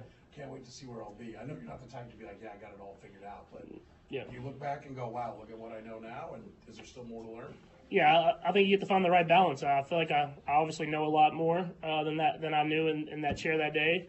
But I think you always want to have that mentality of you're going to make it happen. And that's what I had in that chair that day, and I feel like I still have now is even if you know what the right read is, sometimes you want to make the big play happen whenever it's needed, and I have to balance that line throughout my entire career. Has it been an adjustment for you, the way you guys are playing defense now, that maybe you don't need to do some of the things you've done in the past? Has that been an adjustment for you? Are you playing the game, you feel like the same way? There's definitely an adjustment, I think, just early in the season. But I've had a feel for that. I think as seasons have gone on, you have a feel for how the whole team's playing, not just the defense, the offense, special teams, stuff like that. And you have to adjust on the fly. It's week in, week out. You have to make adjustments. And so, obviously, if the defense is playing good and the offense maybe not playing to the level I want, you run some time off the clock. Or if you feel like the offense needs to score, you speed it up. But that's just part of playing the quarterback position. And it's not always pretty, but if you get the win at the end of the day, that's what you want. Patrick, we've talked just a lot about the way defenses play you guys and taking away the back end. Do you notice when you watch film that other teams are seeing more of that you see the defenses you're going to face playing more of that against other teams? Or are you still seeing a lot of unscouted stuff? You see some teams, you see some similar stuff, but I would say we still see a lot of unscouted stuff. I mean, having a guy like Travis makes it a lot different because the level that he plays at, it takes so much attention for the defenses to go up against, and then they know we want to throw it deep, so they stay deep and make us be patient and drive the length of the field. And I mean, I want to throw it deep as much as everybody, but they're making me earn it and throw it short, and I think that's why we're having to drive the field these last few years. And so we have to continue to prove that to get guys to come up so we can hit the deep pass when it is there. Patrick, you spoke about your gala. You had Doug Williams there, presented you with the Black College Football Hall of Fame Founders Award. Speak about that. What was that feeling like? Yeah, that was actually a surprise to me. I knew Doug and Shaq Harris were going to be there, but I didn't know I was getting that award, and it is an honor. It really is. I mean, those are the true greats of the game that put me in the position where I can be playing the quarterback position today, and for them to present an award like that to me, it's a tremendous honor just to know that they've recognized me for something whenever I know that everything that I've done is because of them. We'll last to Neil and then Nate. Go ahead, Neil. Patrick, I have a producer who asked me, this is a two-part question. He wanted me to ask you about your underwear. Because I got in the media, we got a chance to see you on the sideline at Texas Tech. You can't go anywhere. It's like Beatlemania. What's your life like? It's calmer than Travis's. I'll say that. So I think I'm doing all right. I'll keep just playing football and having fun doing it. And about your underwear? Well, my underwear, I've worn them my entire career, and Chad actually said something about right before he retired. He said something about it, and it kind of went under the radar, and I was like, thank goodness, man. No one picked that up, and then of course, I think it was Eli had to say it on the broadcast, and I was like, now it's going to be a thing. So they'll still be worn as long as we're winning. So I'll make sure to clean them. And I don't wear them in the games. I just wear them to the games, so they're not that bad. But hopefully we keep winning games. I can wear them for 20-plus years. How old are they? Well, I've been starting for 6 years, so they're 6 years old. So only professional? Yeah, only professional. Brittany got them before one of my first starts, and I wore it that Chargers game, and the rest is history. I'm so glad we have clarity on this. I have two questions for you, Patrick. Just how beneficial is it for you to have everybody healthy going into this week, obviously being available to practice? And then, since you are in your 7th year, how much imprint, say, do you have for the coaching staff for the bye week that maybe you didn't have in 2017, 2018? Yeah, I would say it's obviously great when you have healthy guys this time of the year, and we try to maintain that with Rick and the training staff and with the weight room as well. But I mean, just having those guys out there practicing, you have that chemistry, and then we've gotten to work with the other guys as well, and so that's always a plus. You want to keep that, maintaining that, and then I think you get more and more every year. I mean, I got to talk to Coach Nagy, I got to talk to Girardi, I got to talk to Coach Reed during the bye week, and just kind of they gave me some of their inputs, some of the stuff they wanted me to work on. I told them stuff that I liked, stuff that I thought we could get better at, and we're going to try to execute that this week. I mean, what a better challenge than playing the Eagles the first week out of the bye and seeing where we're really at. Okay, thanks. Appreciate y'all. So there you go. The big revelation there is that Patrick Mahomes wears the underwear to the game and not actually while playing in the game. So on Monday night, don't be staring extra closely to his pants trying to see this red underwear underneath that. Look closely when he's walking in to the stadium when they show the suits and everything. That's when he'll be wearing the red underwear. So we got to the bottom of that. But I thought you earned 5 seconds of silence. I had something to say, but I thought you earned that one. Go right ahead. It really changes the Manning cast angle because it's way grosser to be wearing the same pair of underwear for playing in every game of your career. And also, I've got like an infinite appetite for Travis Kelce, Taylor Swift stories and drama and all of the fun with that. I've really enjoyed all of that. I've had about enough of underwear talk. That's my old man take today. I watched the Manning cast.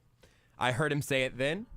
I watched that get turned into many stories for a couple of days. And I'm good now. We know the details. Yeah. I'm good. We can move on. And also, do people really think like he doesn't wash them? I don't. I think if you watch the Manning cast, it was pretty evident what was happening there. And he also gave a bunch of those details. Joking with that. Like, if we're winning, then maybe I won't wash them. Because there was also an assumption he wore them during the game. Yeah, the Mannings aren't really like investigative journalists. They're just kind of trying to have a good time. Right, because then it became like, Mahomes has a smelly superstition. Like, I don't know. How do you know? You saying he doesn't shower before he heads to the games? Saying he doesn't wash his undergarments, his breeches. The wear and tear on in-game undergarments has to be outrageous. Yeah, just a lot of running. That's the thing. Like, it's untenable. Would be the greatest put together pair of underwear if he's worn them for every game of his career. And they're still intact. Insane that there's not an endorsement deal yet. I think he should be able to cash in on that. Yes. Oh, wait. Yeah, he is doing Skims now. Yeah, good point. Maybe they're not Skims. Nobody asked what brand it is? I don't think Skims was even a thing 6 or 7 years ago, now that you say that. How do we not have the information of what brand it is? Next time, so post-game on Monday night, now that we find out with the Manning cast that there is the superstition, we find out today clarifying when and where and how the underwear is worn. On Monday, we can finally get to the end of this whole thing and figure out what brand it is. Patrick, you put up 45 points on a very good Philadelphia Eagles defense. You pretty much wedgied those fools. Speaking of, what would your waistband say right now if you were to get wedgied? You think the Detroit defense was a little short in the pants, maybe, tonight? The offense was out there briefly. This defense, though, boxing the ears of opposing offenses. You guys ran a lot of screenplays, no draws. Hey, I like that too. What about your draws? At least work on the segue. That yes. I feel like should be the minimum. At least pump fake Mahomes. You've got him there at the podium. Make him think you're going to ask a different question. Plan on running any more draws other than the ones that you're wearing currently? Which the brands of that, by the way? Because, by the way, when he's doing that interview, people are going to know post-game he's wearing that underwear. Clearly. He's wearing that specific pair. So cool. I did like the answer there when he said calmer than Travis's. That is very funny. What is your life like? Calmer than Travis's. And also interesting at the very, very end about like, hey, over the course of the bye week, you're coaching, getting some input, getting some feedback, and figuring out how to like actionably be better. Because Andy Reid didn't. We can circle back. Andy Reid didn't give us a no. I was gonna say he didn't give us a toot, but there was nothing from Andy Reid in terms like, hey, what are you actually working on here, other than couching his own wide receiver statements? Yeah, he was which brief. is funny. Kept it tight. I don't know. I don't know how many other words there are that connote underwear. I haven't been able to get one with thong yet. Coach, you're just being cheeky. Coach, your receivers this year, you've got your number ones, your number twos, your B strings, your C string, your G string.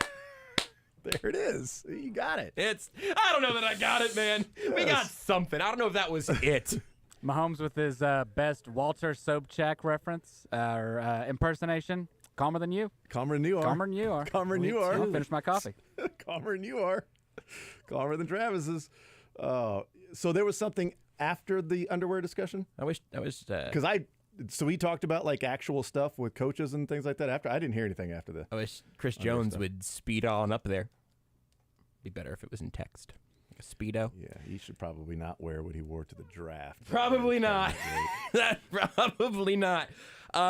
Medium isn't the place where you want to go with your underwear. Not for maybe him, a at least. shirt or something like that, but you want typically the right size. But like, there was some interesting stuff from Mahomes. Oh, Again, was there? kind of I didn't know. Again, around the underwear stuff.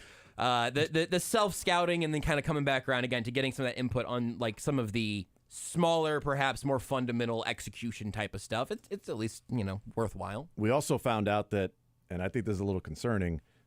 He spent some time in Texas. Yeah, doesn't love the game anymore, I think. Did he ask permission?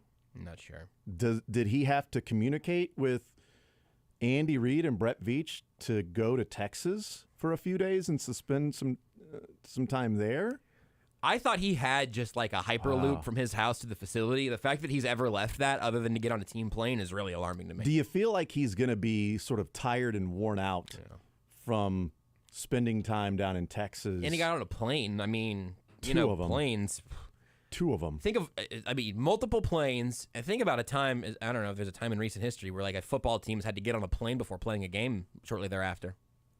I can't think of one. No. I'm trying to think of one. No, typically they're helicopters. Eagles by 1 billion. Yeah. They're walking to Kansas City. They're just running routes all the way here from Philly. Trim McDuffie went to Washington for a couple of days. Pretty far. Hitchhiked the whole way. Patrick Mahomes spent time in Texas. And Travis Kelce spent 48 hours in a different country. Although Texas is kind of a different country. It really is kind of a different country. They would like to. Some of them would like to think they're a different country. Yeah. So yeah, you've got 3 guys there that are crucial. God, I hope Chris Jones stayed in the facility the whole week. I mean, if he doesn't, does he love ball? Are we finding out that 3 of the best Chiefs players just don't love football? Did we ask Andy Reid if he left the city? Oh no, he doesn't leave his office. Are you kidding me? I think you're probably right. A bye week for him is when he goes out and buys things. Yes, it's a bye week for him. He goes by his house for 45 minutes. He waves bye to the players when they're leaving for the week. As they're leaving the facility, and then he waves hello when they return, and he's still there. I wonder if he only does, now he has a beard because he doesn't have to talk to the media. I wonder if he does like set his alarm for 4 a.m. instead of 3:30 on a bye week, just as a treat. Or if you don't want to get out of the REM cycle, I cannot imagine that man sleeps very much, but I think he said he's not a coffee drinker. See, these are the type of nonsense questions that we do that's need. Right. Yeah, he presses snooze during the bye week a couple times. That's what he does. I honestly can't even imagine that. Like, I just think at this point, it's got to be muscle memory, right? Well, or it's a 4th and short. And he presses snooze. It's the only other time. Todd Lebo's also sending back some audio from the locker room we can hear later on cool. if you'd like. Is it Chris Jones? It's not Chris Jones, though. He is not yet at the podium, to my understanding. Tweet says, Patrick, you stringed along the defense during that game. Excuse me. You stringed along the D during that game. God darn it. Yeah, they don't call him Hunter Ickinson. What do you mean? I don't mean anything. I wish Andy Reid would let us talk to Mike Frazier. I think that'd be interesting. Yeah. Every time Andy Reid hits the button that says that's really up to somebody else, we should be able to summon them straight to the podium immediately after, just so they can't answer those questions. That's right. Yeah. I leave that up to Frage. I leave that up to Veach. At least he did say though, but I'm not going to let him talk to you guys. Oh, he's self-aware about it. Yeah. No, I give him credit for that. Not going to talk to you guys. But I would like to hear from him. The analytics guy. I ain't going to talk to him. Now, the first half, second half question, I didn't hear the beginning part of it. I didn't know if he was talking about first half of the season, second half of the season, or first half of games, second half games. It was of games. Was my understanding there. Okay, because at the bye week, the interpretation can be either way. Sure, yeah, First absolutely. half, second half, the improvement there. Because first half, second half improvement, I don't know, the Chiefs didn't improve from first half to second half against the Dolphins. Just got a text message from someone formerly known as Beards McFly. Oh, yeah? Patrick, you guys really pooped your pants against the Broncos. Speaking of. Thank you, Beards. Appreciate that. Appreciate you listening. I'm shocked. Yeah, that's also a huge revelation. It really is. Do you think that Andy Reid and Patrick Mahomes have given up on trying to convince anyone that the receivers are good? Nah, they're still going to push that huge boulder uphill. They're trying. But Andy Reid saying, they're getting better. They've been getting better. We'll see how it goes. We're seeing improvement. Won't mean anything if they don't show it, but... Mm-hmm. Mahomes says the chemistry's gotten better. They're making strides in the right direction. Tex says, thanks for the debriefing, Patrick. Excellent. Yep. Excellent. Tex says, gentlemen, I think I speak for a lot. I will not be watching Mahomes walk into the stadium looking for his underwear. So, there you go. Speaking of over-discussed underwear, Chris Jones. Last year's Super Bowl, any ideas that you can stop it this time around? They haven't been stopped all year. I think the one that did get stopped on was Washington, but they fumbled the ball. So I don't know, man. We just gonna have to. I don't know, honestly. We have to figure something out. But they're so good at it, and it's a rugby style play. Unfortunately, we haven't watched any rugby style of play of defense yet. But we'll figure something out. Jalen Hurts, he rushed for 70 yards in the Super Bowl, but threw for another 300. He's very talented, two of the best quarterbacks, Patrick and him. What are some of the things, especially facing him, that you need to do to try to contain him the best you can? More so, eliminate the run game.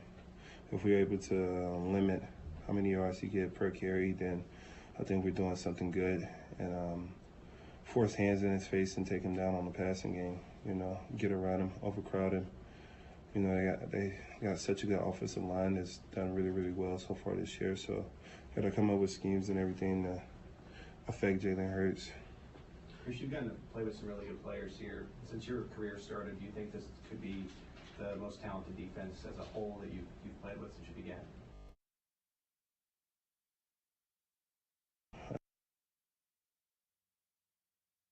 Got to come up with schemes and everything to affect Jalen Hurts.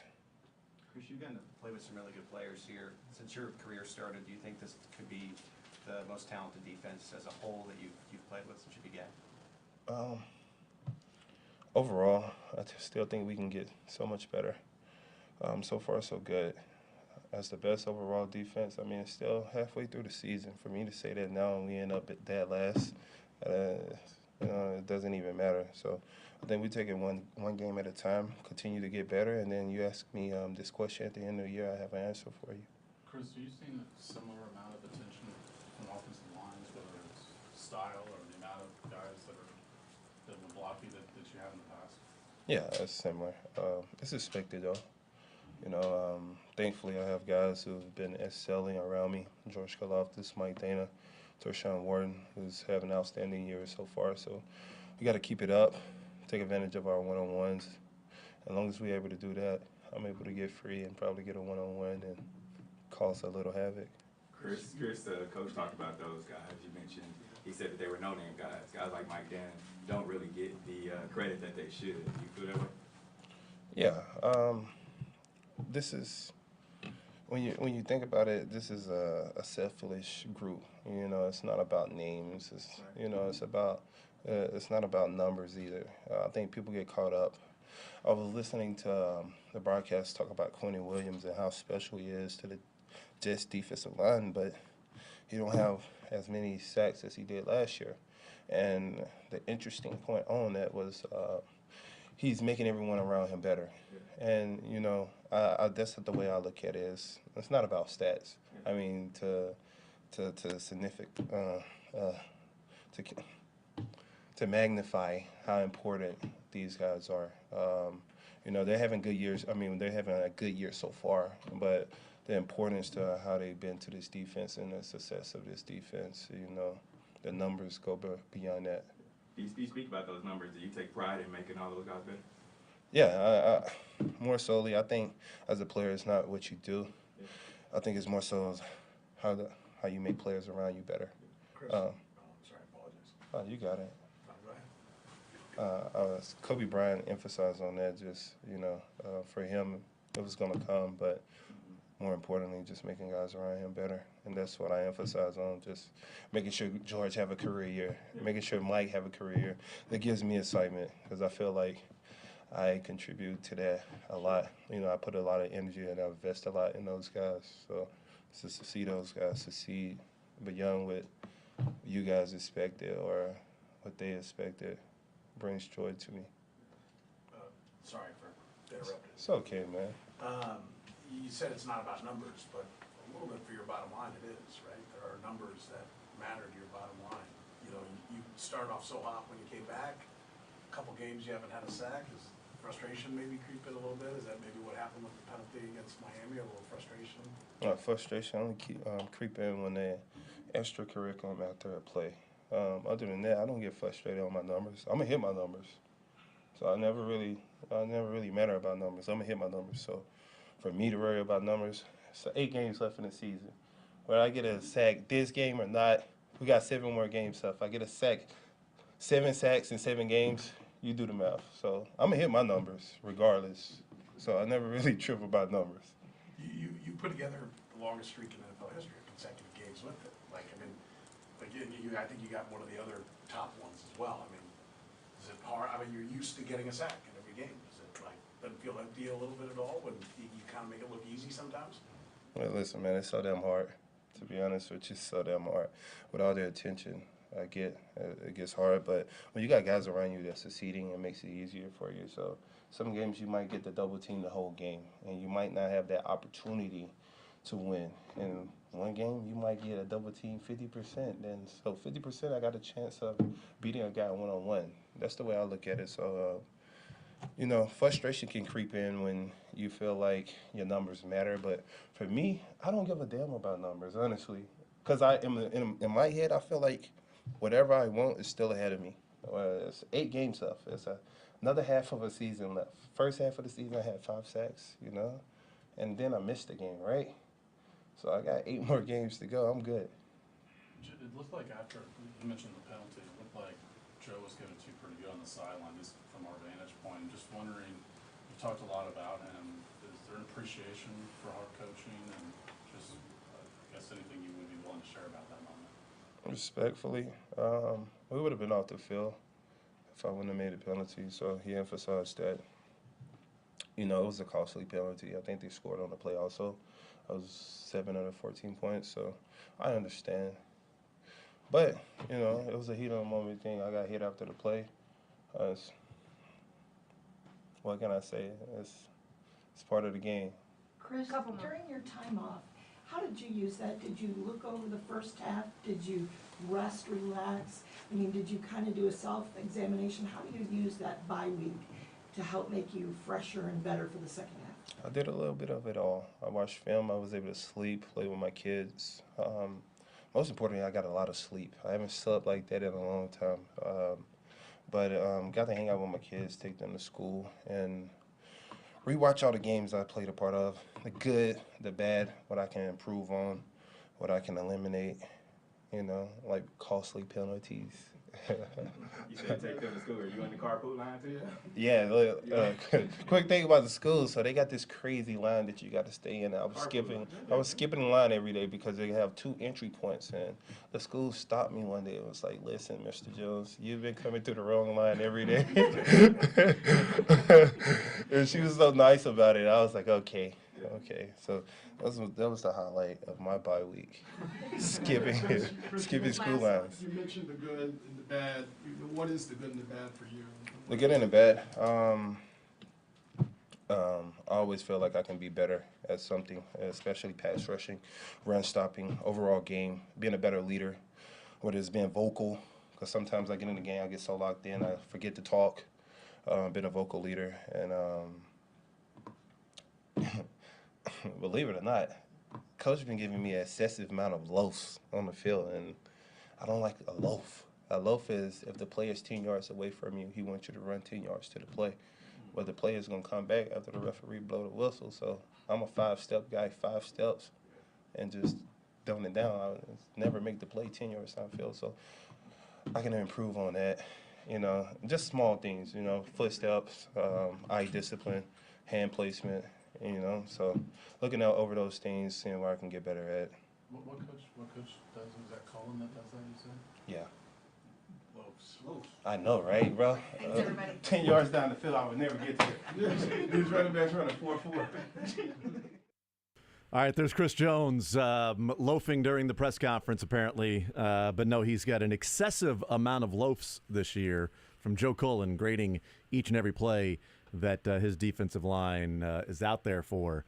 So there you go. A lot of stuff from Chris Jones. And I'll tell you what, everybody that has kids and has done that, it's fully domesticated grown-ass man right there with kids in the pickup and drop-off line at school.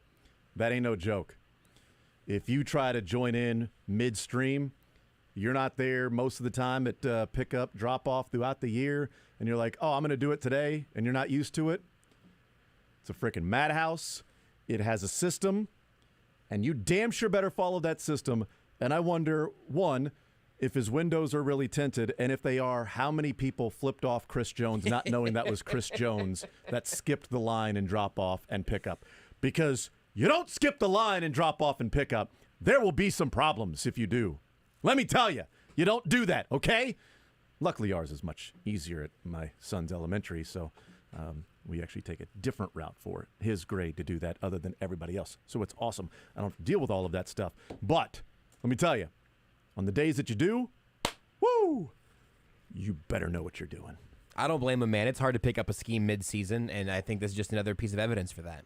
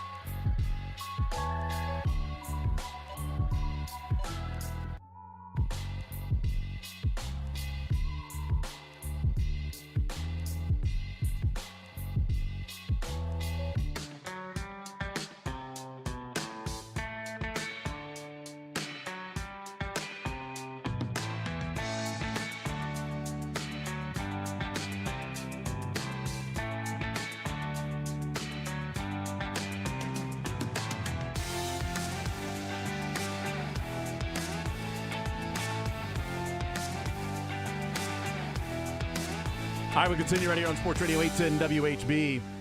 We'll play some sports or leisure coming up at 1 o'clock. It's presented by Johnny's Tavern. Today at 4 o'clock, Johnny Lebo, or Todd Lebo. Today at 4 o'clock at Johnny's Tavern. 3, We start 2. over. All right, welcome back in the zone right here on Sports Radio 810 WHB. We'll play a little sports or leisure coming up at 1 o'clock. It's presented by Johnny's Tavern. And speaking of Johnny and his tavern, the Parkville location on Brinkmeyer Road won Todd Lebo. Todd Tavern will be there live from 4 to 6. That's right. Johnny Lebo and Todd Tavern. Todd Lebo will be there. Johnny's Tavern, Parkville, Brinkmeyer Road. Today from 4 to 6. Everyone who stops in will be registered to win a great grand prize that is 2 tickets to see your hometown team play the Eagles coming up on Monday. Also, register to win a fabulous Bud Light cooler, all courtesy of Bud Light, the official beer of the Kansas City Chiefs and the NFL. That is at Johnny's Tavern today, Parkville location, Brinkmeyer Road, 4 to 6. Stop in, register, and you can win a pair of tickets to the game on Monday. Welcome back to Sports Radio 810. You're listening to Todd Tavern and Johnny Lebo. I mean, that's a pretty good duo there. What's up, Todd? Hey, Johnny, turn it up and rip the knob off. Broadcasting live from Parkville. Yeah. Toddy Tavern, Johnny. That's right. Lebo. I like both of those characters. I like Todd Lebo just fine. But if he ever needs another, alter ego thing, kind of a Chris Gaines situation. It's the Rush Hour Renegades. It's pretty good. No, that's from Full House. Okay. Totally stole it from Jesse and Joey in their radio show that they did, sometimes from the basement of the house with the kids hanging out randomly. We did that during COVID. I think every profession gets annoyed at the way their profession is portrayed in Hollywood. I would think so. Especially the media. Just in general, like asking questions and stuff, just in general. Some of it's self-inflicted. A lot of it is exaggerated. But that, like a radio show, is just like from the basement and turning it up and turning it off, and then there's dead air. No, we're back now. Hey, Wop, wop, wop, wop. hey, oh my goodness. Wop, wop, wop, wop. Auga.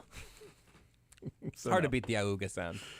That's an all-time onomatopoeia. Yeah, it is. I'll take your word for it. So Andy Reid, Patrick Mahomes, Chris Jones all talking there.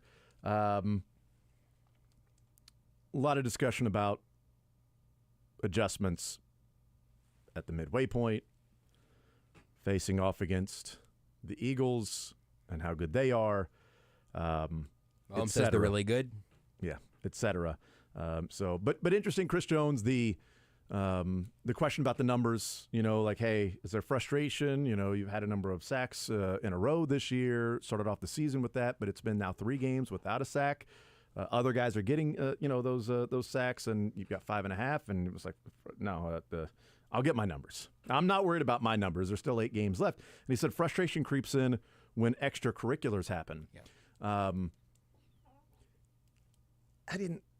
I'm not on the field there, as people know. I'm not in Chris Jones' shoulder pads, because that would look really weird. If I was wearing those shoulder pads, it would be like at the final scene in Big, when Tom Hanks goes back to a child wearing the full-grown suit. That would be me and Chris Jones' entire uniform and shoulder pads and everything. So I'm not there, but it didn't really look like much. Like, it looked like he was sort of jogging, and the guy had his arm on him and sort of just gave him like one extra, like, all right, let's disconnect here. All right, later let's he said, here. I got hit after the play. Yeah, no, it's the play was still going on, and the guy sort of disengaged with just a small. I mean, it looked pretty benign, and certainly not representative of the reaction from Chris Jones. And you know what? Watching that play specifically, there might have been plays before that he just said, you know what? It's been an accumulation, and you've been doing this throughout the game, and now you did it again, and it's just enough. All right? Enough of that with the small little things just to get under my skin. And, oh, by the way, it worked if that was the plan, and it cost him 7 points. Yeah. At least at most 4. Minimum 4, sorry. Not to be a real Draymond Green about it, but I think if there is a moment where it's put like, him in a chokehold, hey man, if you've been trying to get a little back to underwear talk, a little cup check in here all day, Mitch. I eventually I'm going to make sure you know that I've had my time. I've had my fill, whatever. If it's in the course of a play, great. If it's right after a play or something and you're going to flirt with that line or whatever, you do that. Do it on 1st and 10 in their own territory or something, man. Like, it's not, I don't think he's making, I don't know if he's making excuses for it, or I certainly don't think he's saying, like, yes, I did it and it was justified and I'm glad that I did it. But if you're in control of it being, I got frustrated, but I can bottle it up a little bit, it got you in a horrible circumstance. I mean, like you said, they would have gotten off the field. And I think it was McDowell who asked about Joe Cullen getting into him about it on the sideline. I never saw that. I didn't either. But I think McDowell was in Germany, and that never showed up on the TV broadcast. So that was kind of interesting. As much time as Chris Jones has spent praising Joe Cullen, here's a little moment where actually 2 in a row where in this presser he talks about kind of getting tagged with the loafing from Joe Cullen on plays that he feels like he's out of the play on, which I tend to think Chris Jones is making a point. That's fair. But really, him laying into him after that penalty, kind of an interesting little I don't know, segment of that relationship. I also think, and Joe Cullen is grading it the way he's going to grade it, and he understands what he expects from his players. And as Chris Jones and other guys have talked about, that they have credited Joe Cullen and his coaching and maybe his level of expectation as to why they have improved. And Chris Jones saying he's received an excessive amount of loafs this year. Loafs being when you stop running towards a play. And he's mentioned, like you said, running back 10 yards down the field, these guys run 4.4s. I'm not going to be able to make the tackle. Count me in the group of okay if Chris Jones 5 yards down the field is not expending all of his energy chasing down somebody that he's probably not going to get there to tackle anyway, as opposed to the very next play, I want him to go and dominate a double team. That's right. So there's a reason defensive linemen are exchanged in and out of games and not the offensive linemen, because when the play is past the offensive lineman, they can stop. That's a good point. And the defensive linemen are expected to keep running, keep going after him, the pursuit angle, then make the tackle, now get back up and go over there to a guy who's been standing there watching the rest of the play take place, especially if it's a passing play, right, etc. And I'm of the camp that when it comes to Chris Jones, if that play is past him, now there's certain times where it's like, okay, now he's cutting back. Okay, Chris, get back in the play or something like that. But if it's 5-10 yards down the field and this guy's running straight, Chris, go ahead and catch your breath for the next play so you can get after the quarterback and get a negative play to end this drive. That play has already picked up a first down. Somebody down there needs to make the tackle. You'll go get the negative play that gets the team off the field or a field goal on the next play with a stop in the backfield or a sack. There will be exceptions to it. There are going to be times when a defensive lineman getting on his horse and going the other direction is going to end up helping him make a play. Mm-hmm. And it's not just because he's Chris Jones. I also do not need Derek Nottie trying to get into a full sprint, trying to chase down DeAndre Swift. I know how that will end, with DeAndre Swift 10 or 15 yards away from Derek Nottie at all times with an increasing margin. Like, it's just... I need him busting his ass down the line if it's an outside run. Absolutely. To get down there and take an angle to go and help out if he does cut back from... I need him doing that. But when Swift is in the second level and still running the other way, I mean, I don't need the high school, you have to sprint as fast as you can until the guy scored a touchdown. Right. I don't need you to sprint. I need you to be ready. Safeties need to do that. Yeah, I need you to be ready for the next play. Corners need to do that. I need you to take the double team on the next play to free up Willie Gay or Nick Bolton or Drew Tranquil or Leo Chanel or whoever. If Leo whoever. Chanel wants to do that, he can go. Go ahead, Leo. Start running. Yeah. You've got a stride. Because Leo Chanel isn't taking on a block every single play. And he's also, there's a chance that if a ball carrier has to switch up field a little bit, someone in the back seven might actually be able to take an angle and make up some ground. This, folks, just not going to happen for Chris Jones 20 yards downfield trying to chase A.J. Brown. It's not going to help. The linebackers from time to time can just run conditioning and run side to side. The defensive linemen are lifting weights every play. Right. That's right. They are going up against a guy while pushing an upper body, lower body. They're expending a little more energy doing that. I get it. I understand. And there are exceptions to the rule. Sure. And I'm not saying every single play Chris Jones not there, just stop. But I think Chris Jones has played long enough to where he kind of has an idea of plays he can make and maybe can't. And if that play is done, I'd like him to be ready for the next one. Sort of like on offense when, Herm Edwards used to always say, recognize when the journey is over. And it was about running backs to stop digging for like 1 or 2 extra yards and you fumble the football. Yeah. Like, is the journey over? Get down, protect the football, and go on to the next play. And we saw that a little bit on Monday night, the first play of the game. James Cook, spins, falling backwards, still digging, and the guy reaches in there and then rips the ball out. Whether that was one to where James Cook would just go down, I get it. There's an element of Pacheco is awesome that he keeps the feet moving and going. So it is not a hard and fast rule across the board that, if you're hit, go down. Kadarius Toney gets hit on the one play that he had against the Dolphins, and he picks up 10 yards after first contact.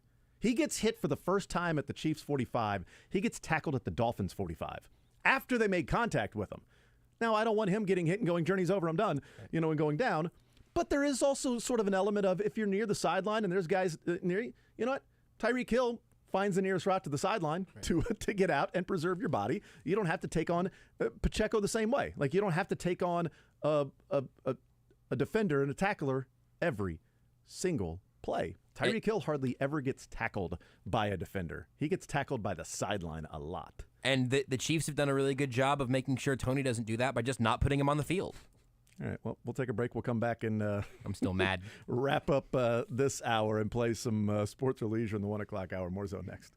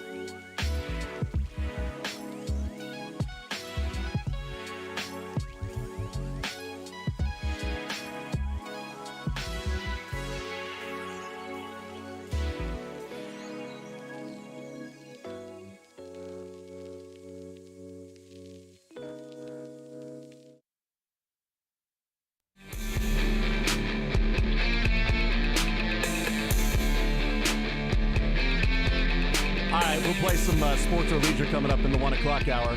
913-381-810 is the phone number. $25 to Johnny's Tavern on the line. We are going to give you, if you get a sports and a leisure question right. So that's 913-381-810 for some sports or leisure. Coming up tonight right here on Sports Radio 810 WHB, the Sporting KC show at 6 o'clock. And then Bengals-Ravens, a big Thursday night matchup coming up tonight. That's right here on Sports Radio 810 WHB. And then at 8 o'clock tonight on the Big Ten Network, Mizzou traveling to Minnesota to take on the Gophers in the Barn, in that fun arena that's got the elevated court.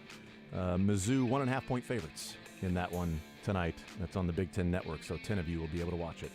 That'll be fun. Big 10 of you will be able to watch. But 16, actually, people.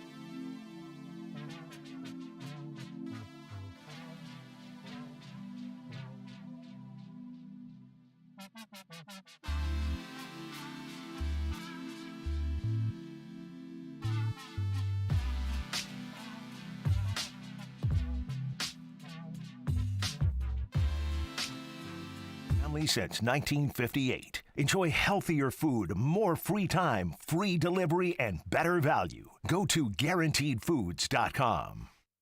You're into sports, but nothing wrong with a little leisure time. Why not both? You're going to have a heart attack by the time you're 40 if you don't learn to relax. It's time for sports or leisure on The Zone with Jason Anderson.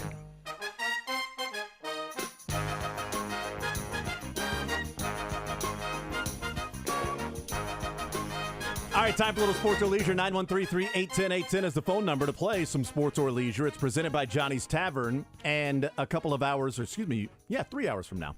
I was going to say a couple of hours, but it's only 1 o'clock right now. But at 4 o'clock today in Parkville, Brinkmeyer Road location for Johnny's Tavern, Todd Lebo will be there at Johnny's Tavern from 4 until 6 o'clock, getting you registered. Everybody that stops in from 4 to 6 will be registered to win a grand prize of 2 tickets to see your team play the Eagles on Monday night. You can register to win a fabulous Bud Light cooler, all courtesy of Bud Light, official beer of the Kansas City Chiefs and the NFL. That is at Johnny's Tavern, Parkville location, Brinkmeyer Road, today from 4 to 6. That is an awesome prize that we are giving away that Johnny's Tavern is so kind to be doing. So thank you to Johnny's Tavern and also for being part of Sports or Leisure here on this Thursday. Again, $25 to Johnny's Tavern for Sports or Leisure. You give us a call, 913-381-0810. You get a sports question, get a leisure question, get them both right. You win. Either of them wrong, you do lose. But the question is out there available for someone to call in and request if they happen to know the answer to that or if they've Googled. We don't care. We give out the right answer. Not Googling at the time. I care if you Google after. I'll know. And I won't forgive you. He is not a forgiving person. I'm not. He may forget, but he'll never forgive. I was going to say that if you Google an answer, I will tell the people at Johnny's to make sure your food's cold, but they would literally never do that. That's so true. I can't really threaten you at all. That's true. But I'll know. Yeah. And if you're wondering, we give out the right answer when someone answers it correctly, or we have simply run out of time to play. That's how we play. That's the number to be a part of the show as well. And Johnny's Tavern is the spot for you. Also, a heads up this week. A lot of people were wondering about the discount that Johnny's Tavern gives the day after a Chiefs game, the Monday after a Chiefs game. That will be moved to Tuesday this week. Makes sense, but we wanted to clarify and make sure everybody was on the same page that the full New York-style specialty pizza, dine-in only, with the percentage off of what the Chiefs score. That's always a Monday after Chiefs games. Even when the Chiefs play on Thursday, it's still a Monday special. It'll be on Tuesday this week. So you have to wait till Tuesday to get 45% off New York-style pizzas in store. It's going to be great. 45-3. 45-3. They could have done margin of victory. They didn't. It's just points scored by the Chiefs' offense. Yeah. Actually, by the Chiefs' entirety. I should not exclude the defense, who will do some scoring of their own, presumably. Yeah, the Chiefs got, 21% off? Fans did? Yeah, and also... And they didn't get 14% off. Let me see if I can remember. Was there any there was no way there was like a defensive score of note the last time these two teams played, right? Oh, wait, there sure was. Should have been two. Really should have been. But there was one There was definite, one. which, by the way, was created by Chris Jones. Not loafing. The amazing mic'd up of Chris Jones and Steve Spagnuolo coming together. And on that play, Chris Jones, right over Jason Kelce, at the snap, immediately goes to the left guard. Chris Jones does, knowing that Jason Kelce was going to double team him, which left Nick Bolton wide open there to run through the middle. And then Jalen Hurts, seeing that because they expected that particular play, film study and everything, preparation, and then Jalen Hurts sees Nick Bolton, tries to switch hands with the football, drops it, Bolton picks it up and runs. They go to the sideline, and you hear the mic'd up Chris Jones saying, it worked. Told you it'd work. And Spags, great call. I told you it worked. Like, they did that on purpose. They knew if Chris Jones went this way, it would open up a wide hole for Nick Bolton. Chris Jones does not get credit for anything on that play. Right. But he was a big part of why that play happened. And also Nick Bolton just being a badass that Jalen Hurts is like, bleep that. I'm running away from that guy. In fact, take the football. I don't even want the football. Nick Bolton near me? That guy went to Mizzou. Hell no. I don't know what it's like to go up against a defense like that. That's a football school. I just went to Alabama and Oklahoma. He played in the SEC. Yeah. I only played in the SEC a little bit. Yeah. I got pulled at halftime for Tua. Who got scared of Brian Cook? A Big 12 legend. Yeah. Nick Bolton played in the SEC. It meant more. So, yes, it was a big defensive score the last time these two teams played. 913-381-0810. Let's go through the categories. We've got NFL football as a category today. We've got Chiefs questions as a category today. We have Royals World Series questions still, and we have college football today. A few questions on the college football side. What about on the leisure side, sir? I'm going to go ahead and cut this down to 4 because I had 5 categories. And that was after I already cut 1. So here's what you got today. You got the pun name game. We got a few of those in the hopper. If you've heard it before, hopefully you know how it works. We got the grab bag, which could be any sort of incompleted questions over the last few weeks. They're not gonna totally roast you. We have last week's edition of the Drake's Star Wars question. So may the Drake be with you. It's just Star Wars trivia that Drake put together because he's a big Star Wars nerd. And you having some water problems there, Jason? Was the camera on me or you that time? That's a great question. Dylan? No. Dylan, he said you're safe. Okay. You having I took a drink, and then as it went this way, it splashed. Well, I was reading, which is even worse. I didn't even get to see it. Sorry. May the Drake be with you. And this week, brand new category, Get Your Philly. Questions about Philadelphia history, Philadelphia adjacent things, Philadelphia adjacent thing. Yes, that's exactly right. The center. Adjacent Kelsey. No, that's on the sports side. So non-sports adjacent. Okay. I could have done so many gritty questions, but I didn't. No gritty questions. So pun name game, the grab bag, may the Drake be with you, and Get Your Philly. Okay. There we go. Those are the categories. 913-381-0810 is the phone number. I'm ready to go. Josh, you ready to play? I was born ready to go. Dylan, are you ready to go? I'm happy. Hooray. Is that Star Wars? So good. That's Droopy the dog. Oh. Hello, Joe. I loved Droopy. This is my Travis Kelce Taylor Swift moment. I may have known that Dylan had something special planned for that, and Dylan makes me so happy to hear Droopy the dog on this radio station. Because I really do like sports or leisure, so it's hard to fake the... Exactly. Drake and Shane and Beards came by it honestly. They hated sports or leisure. Dylan likes it. Droopy speaks for me. That's right. And then I blame it on Droopy. A lot of things have been blamed on. We have ads for that. We do have ads for that. Might be some low T there. If you've got a Droopy dog. I also told Josh I haven't been cut yet, so there we go. Wow, hey Dylan. And there I just did it again. There it is. Go ahead and mark yourself, Dylan. Wow, that was a special performance. He was just telling me he hadn't been cut yet. Wow. That is the greatest self-fulfilling prophecy I have ever seen happen in front of my own eyes. It was pretty great. Wow. It was, the irony. Wow. All right. Alanis Morissette could actually use that in her song. It's called Isn't It Actually Ironic, Part 2. Scott leads us off here on Sports Radio 810 WHB. Scott, sports or leisure, what side would you like to start with, sir? Let's start with sports, and I can't Google because I'm driving. So. Hell yeah. It doesn't stop some people, but I appreciate you being honest, Scott. What category are you thinking, sir? How about NFL trivia, NFL football? All right, NFL football for you. Travis Kelce recorded his 152nd straight game with a reception. It's the second most of all active streaks. Can you tell me what player has the longest active streak at 153 games? He's got one game more than Travis Kelce, still active. Wow, it's got to be an older receiver. That it is, Edward. That it is indeed. Oh. It is an older receiver. He's playing on his third team this year. Not this year, third team, but third team in his career. Josh Dobbs. That's the only answer. Brilliant.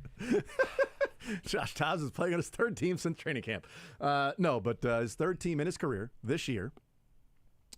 And never played for the Chiefs, but very connected to the Chiefs recently. Oh, guy from Tennessee. Hopkins. DeAndre Hopkins? Yes. Yeah, DeAndre Hopkins. we accept last names too. Yes, You're fine. last names are good. DeAndre Hopkins is actually correct. It is correct, Thank sir. God. Well done, DeAndre Hopkins. One more game streak longer than Travis Kelce. The next closest, Stephon Diggs at 128, but he's got to get up out of there. Zach Ertz at 124, and somehow, even with the Raiders this year, Devontae Adams at 122. Wow. So there you go. On to leisure with Josh. What category would you like? How about the Drake Star Wars stuff? Let's go to Drake's Star Wars stuff. It has to be the older Star Wars stuff, not the new era. Sure. Yeah, and okay. you know the difference between that, Josh. I do actually. Oh, good. Drake is a bigger Star Wars guy than I am, but I can differentiate the older and the newer. In an attempt to save her home of Alderaan, Prince Leia claimed the rebel base was on which planet? Tatooine. Say again for me. Tatooine. Tatooine is correct. And that's a win.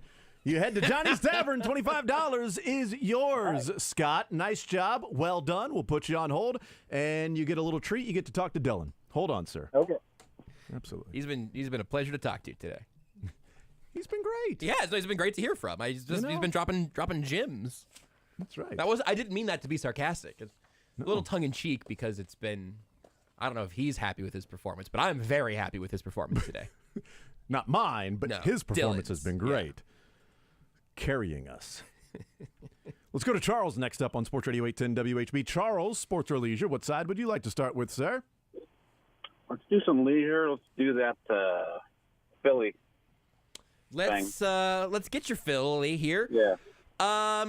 The oldest insurance company in the United States, the Philadelphia Contribution Ship, was first organized in 1752 by what famous Philadelphian and founding father?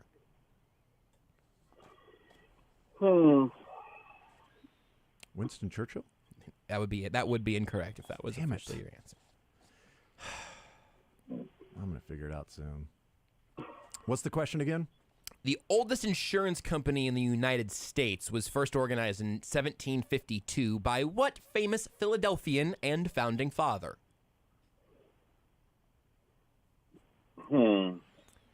I have this leading off the Philly category, not because I knew about the Philadelphia Contribution Ship, but because word association, famous Philadelphian and founding father. Looks like it would be Benjamin Franklin. It looks like you'd be correct. It does look like it. Yeah, I don't know how it looked like that for you, but it does look like Benjamin Franklin would be correct, Charles. What about on the sports side, sir? We got NFL, we got Chiefs, we got Royals World Series, and college football. Let's go Chiefs. All right, Chiefs for you. Chiefs have played the Eagles 3 times with Andy Reid as the head coach. This will be the 4th time on Monday. They have scored 14 offensive touchdowns in those 3 games. 3 players have multiple touchdowns in the course of those 3 games. Who are they? Oh, boy. Under Andy Reid as the head coach, been 3 players that have more than 1 touchdown against the Eagles in the 3 games combined. Not necessarily one game they had multiple, but over the course of those 3 games, 3 guys have multiple touchdowns. 3 guys, multiple touchdowns.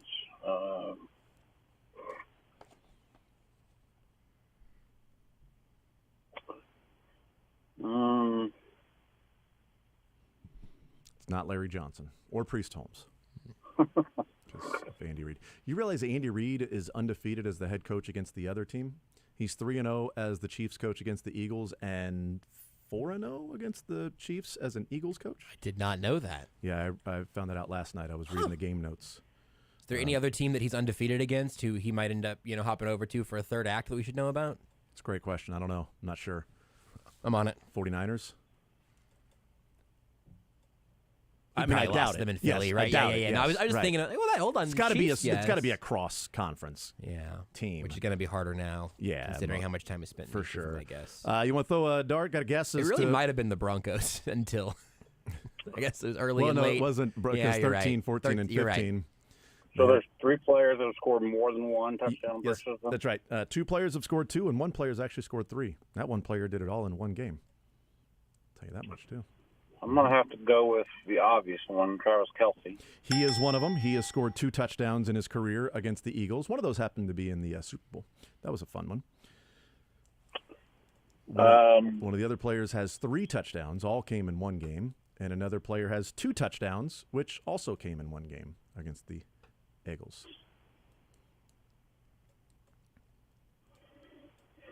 I want to say Patrick Mahomes, but I'm not sure if that's right. Let's go with Mahomes. Mahomes is incorrect. It's not a bad guess. He's actually only started 2 of the games, 2 of the 4.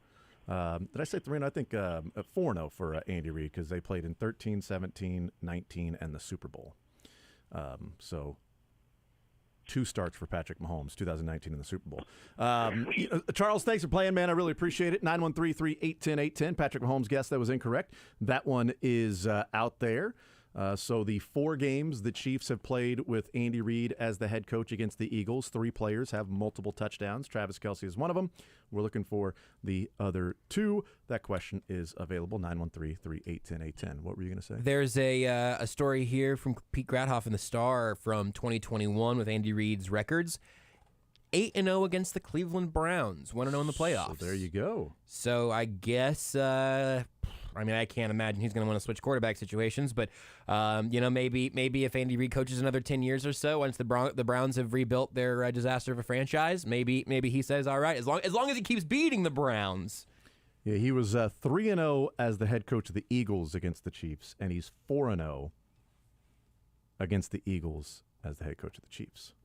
So there you go. He hates his former team more than he hated his future team.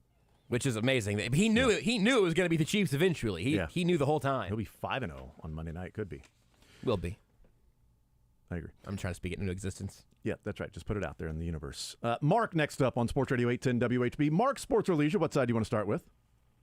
Let's start with sports. All right. What category are you thinking, sir? Let's go. I don't know that last answer. No, all good. Yeah. Let's go with, what was it? College football? Yeah, we got some college football questions. Okay. All right. Okay, so Georgia now has a 27-game winning streak, unfortunately, because they got really lucky against Mizzou. No, they won 27 straight games after the win against Ole Miss over the weekend. Since 1980, it's the 5th longest streak in college football Division I history. It's kind of confusing, but I'll try to put it in a way that makes sense.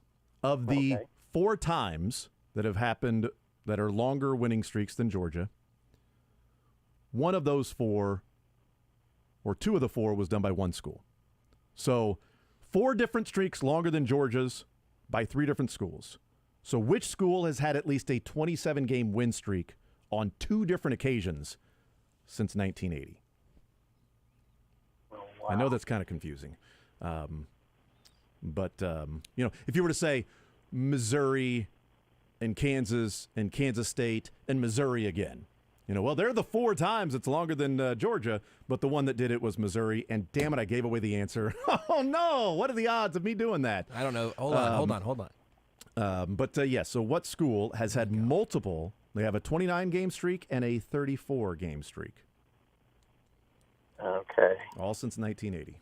Winning streak. Because there were plenty before. Not Kansas? That were. You said it's not Kansas? You know what? Kansas broke one of the longer winning streaks in college football history, but it's not one of these. They didn't break any of these. It's got to be Miami. It's got to be right. Whoa, good Miami poll. is correct. From 90 to 92, they had a 29-game winning streak, and 2000 to 2002, that great team won 34 in a row, which is the most since 1980. The other 2 schools. Bama on the list? Bama's not on the list. No kidding. Yeah, Bama has had a, I don't think they've won 27 since 1980. Okay. They've had some longer. I think they have a 28 or a 29 gamer, but I think that's before 1980. In fact, it would have to be. The 2 teams that have longer than Georgia, but not, the 2 different ones like Miami. 29 straight wins for Florida State, famous Jameis, 2012 to 2014, and 29 straight for Clemson, 2018 to 2019. So there you go. 2018, 19, and that was all whatever. Trevor Lawrence then, right? I think that was was that Deshaun? He was in the 17 draft. Yeah, so that had to be Trevor I don't Lawrence. know I don't know if you have the date ranges. But yeah. It says 2018 and 2019 season, so it may have been like end or whatever. But 29, Georgia at 27 now. So back when the appreciation outweighed the expectation. there was a lot more. They were winning national championships. You appreciate that then. Well done. Nice pull, Mark. We go over to Leisure with Josh. Come on over to the Leisure side here. Tyler or Mark or whatever. Tyler. What category would you like? What were the categories again? We got the pun name game. We got the grab bag. We've got the Star Wars questions from the Drake. And then the Philadelphia questions special for this week. Let's do Philadelphia. Let's do Philadelphia. What two colors are prominently featured on the flag of the city of Philadelphia? That's not the end of the question. There's a big hint here. These colors were chosen in commemoration of the city's prior Swedish governance, which I didn't know about. We're learning today. While you black and brown. go ahead. Black and brown. Oh, darn it. I just saw a thumb down by Josh, so I knew that it was wrong. Incorrect. I'm sorry. I gave you a preview of what was to come. I apologize. A little foreshadowing. Mark, thank you for playing, man. I appreciate it. Well done on the Miami poll. Nice job. 913-3810810. The Alabama one. Now I know why I went since 1980. Alabama had a 28-game streak that was broken in 1980. So since so it was 78 to 80. Alabama had 28 straight, which is the SEC record, I believe. Alabama, Texas, Pittsburgh, Nebraska, Miami, Penn, Toledo, Yale, Washington, Oklahoma. Yeah, the SEC record would be Alabama of 28 straight games. Also, Oklahoma had a 28-game winning streak from 1973 to 1975, broken by Kansas. Wow. That was when Lebo was there? That's right. Lebo was at grad school at that time. We'll take a timeout. We'll come back, continue playing Sports or Leisure. More next.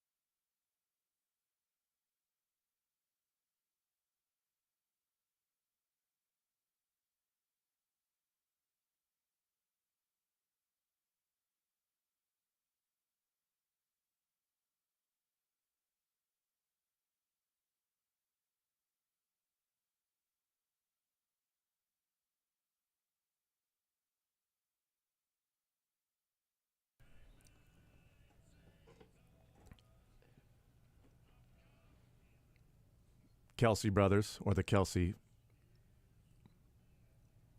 Eagles Christmas album. This is Jason.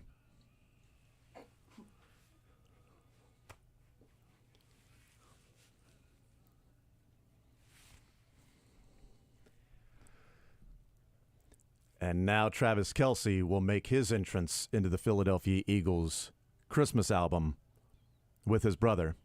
Hit it! Much like he'll be entering their end zone on Monday.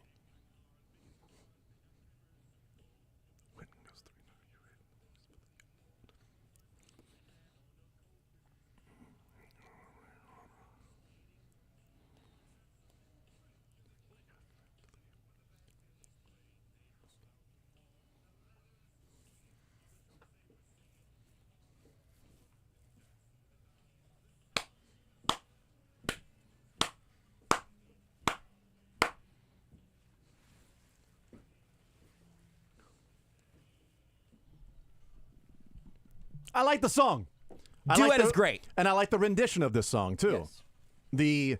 The changing the New York lyrics to the Philly lyrics and not dancing on a street corner, but they were fighting on a street corner. Beautiful. It's very good. And I think we've now figured out the long play here is that Travis Kelce and Taylor Swift getting it together was just for Travis Kelce to get the tips of singing for this song. At the very least, it was all kind of, well, if I'm with Taylor Swift, maybe she'll give me voice lessons. Like, that's where we've ended up now. Maybe Love's Love now. It's like The Voice, where everybody was like, we all want to coach you. And he was like, I'll take Taylor. Yep. I'll take Taylor Swift to coach me for this great Christmas album, the Fairy Tale of Philadelphia song. I was trying to really judge there. If I didn't know that these are two football players doing a song, would I be like, this is a little off? And I think... That was fine. I think I might get a tiny bit of that during the solos. You know, it's a little, but Jason Kelce bringing that sort of arms wide open kind of thing to a Christmas song is kind of nice. It was Christmas Eve, babe. It's a good gravelly tone. I think the duet with both of them is excellent. And it's hard to be on an island singing, man. That's a tough spot. And then we compare that to Trey Hillman when he gets into his Christmas album that maybe we'll get into as well. We should. Let's bring in, Andrew to the show. We'll play sports or leisure here. 913-381-0810. Andrew, sports or leisure, what side do you want to start with?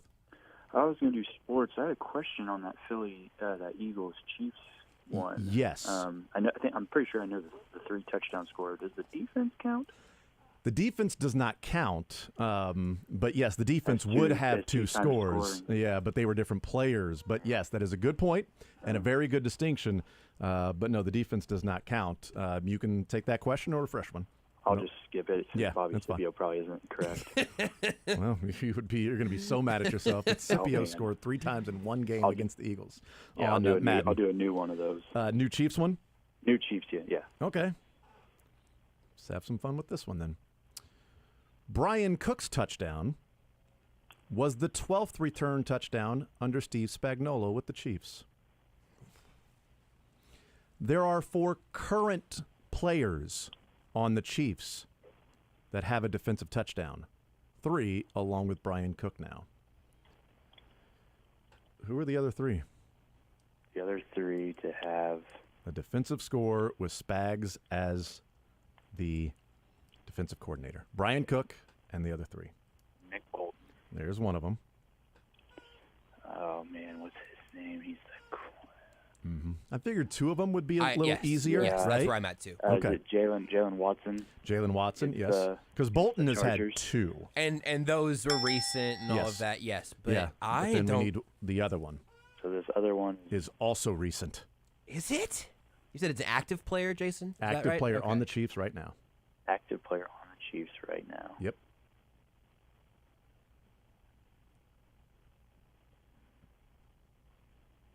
Man. I've got some fine guesses, but I can't remember the moment. Is that a problem for the Watson and Bolton ones? So it was less than a year ago today. So annoying. And may have been sort of the same, I don't know, area of the country as Bolton's. Bolton's non-Philadelphia one, I should say. Okay, Zach, that one, they played Yeah. Philly, but we're in Arizona. Oh, Yep, man. Bolton's non-Philadelphia one, the one that the other Bolton one. The Melvin Ingram Bolton combo. Melvin Ingram one, that was Denver. Yeah, that may be around the same area of the country that this one took place as well. But defensive player, still on the Chiefs, still playing quite prominently. Man.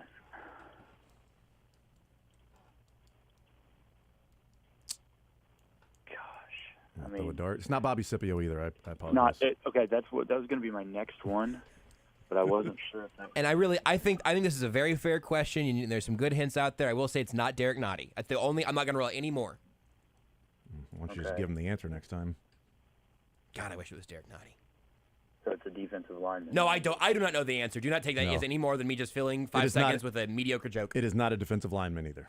Okay. Well, Okay, that's good so to it is know. not a defensive All right, let's lineman. pick somebody in the back 7 and let's Yes. see where we end up. Yes. And obviously it's not Bolton or Watson, so we're starting to, We're starting trim to it knock them down. I mean, starting we to could trim it down keep a little knocking bit. Knocking a few of them out still. Yep. Oh, and he's prominent. He plays a lot. Mm-hmm. He's a starter. I feel like there are definitely like 3 or 4 just good guesses. Yeah, absolutely. Throw a dart. One of those. Let's. Oh, man.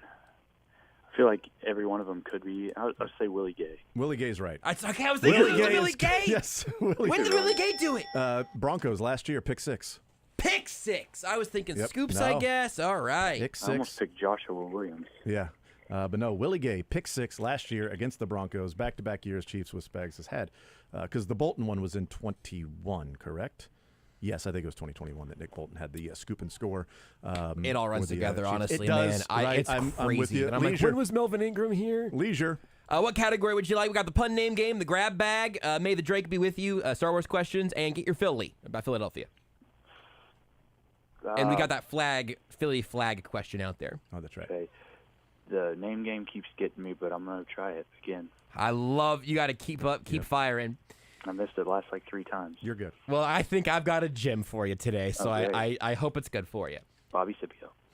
Tyreek Hill's agent really stirred things up at the end of Hill's time in KC, breathing enough fire to be documented in this HBO series prequel within House Targaryen 172 years before the birth of Daenerys. Is it Drew Rosen, House of the Dragon? Correct! Nice job. You're well back! done. Well done, Andrew. We will put you on hold and get your information. Congratulations, $25. Johnny's Tavern heading your way. Thank you, sir. Thank you. Absolutely. There's another winner. Drew Rosen, House of the Dragon. Hello, everybody. That was great. Thank you. 913-381-810-810. Avery, next up on Sports Radio 810. Avery, Sports or Leisure. What side do you want to start with, sir? You guys still have that Kareem Hunt, Tyreek Hill question out there? Let's I see. sure don't. Yes, we do actually still have that Kareem Hunt and Tyreek Hill question out there. Is that the one you want? Yeah, I'll take it. Okay, great. Chiefs have played the Eagles 4 times with Andy Reid as the head coach. They have scored 14 offensive touchdowns in the 4 games. 3 players have multiple touchdowns over those 4 games. Who are they? Travis Kelce was guessed earlier. That was correct. Patrick Mahomes was wrong. What do you say the other 2 are? I think Tyreek Hill had 3 in a game, and I think Kareem Hunt had 2 in a game. That's well done. Wow, How about incredible. that? You got it right. I didn't think you would get it right once we started asking the question again. So good job. Over to Leisure, Avery. What category do you want? Do you have that blue and yellow Philadelphia I flag? knew you were going to do that. I knew it. I almost said over to Josh for the flag question. Yeah, just, hey, ding him and then ding him off, Dylan. Yeah. Okay. The 2 colors prominently featured in the flag of the city of Philadelphia are blue and yellow in commemoration of the city's prior Swedish governance. Hey, Avery, it's good to hear that someone's arresting you for your crimes.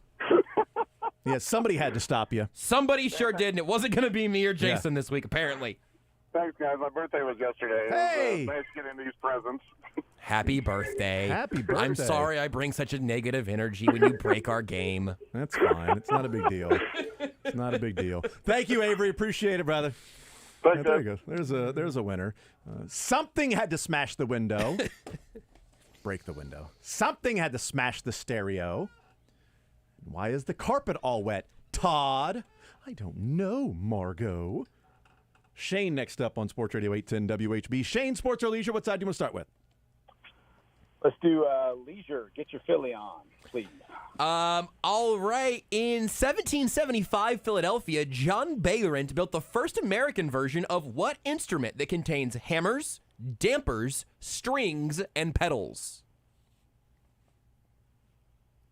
Hammers, dampers, strings, and pedals. I think I know. I think I know the answer. Well, I hope I don't jump on this too fast and get it wrong, but I'm going to say piano. You're going to be correct. Good job. It was either piano or organ. Yeah. Right? I like learning these little weird, Good little for weird you. factoids. Good for you. On to the Sharing them. sports side, sir. Shane, what category are you thinking? Let's go Chiefs. All right, Chiefs for you. Chiefs question. Here we go. Travis Kelce had 12 receptions in the game versus the Chargers, his career high. Which player holds the Chiefs' record for most receptions in a game? Ooh, I think I've ever heard this one. Chiefs' record for most receptions in a game. When you know the answer, it'll stand out to you going, oh, yeah, that makes total sense. Yeah. I mean, I should know that right off the bat, probably. I'm just going to go with our most prolific guy, I guess, because I really don't have an idea for sure. Let me just guess Tony Gonzalez. Tony Gonzalez is correct. Okay, thank goodness. That would have been... Do you know the game? Shocking. I don't know it. Last game against the Chargers when they tried to get him 100 receptions in a season. How many did he end up with? 14. That's 100. I mean, he got to 100 in the game. 14 receptions in the game. They wanted to get him 100 catches in a season, and that's the record. Tony Gonzalez, 14. We'll take a break. We'll put Shane on hold, come back, and try to get another contestant or two as we wrap the show up next.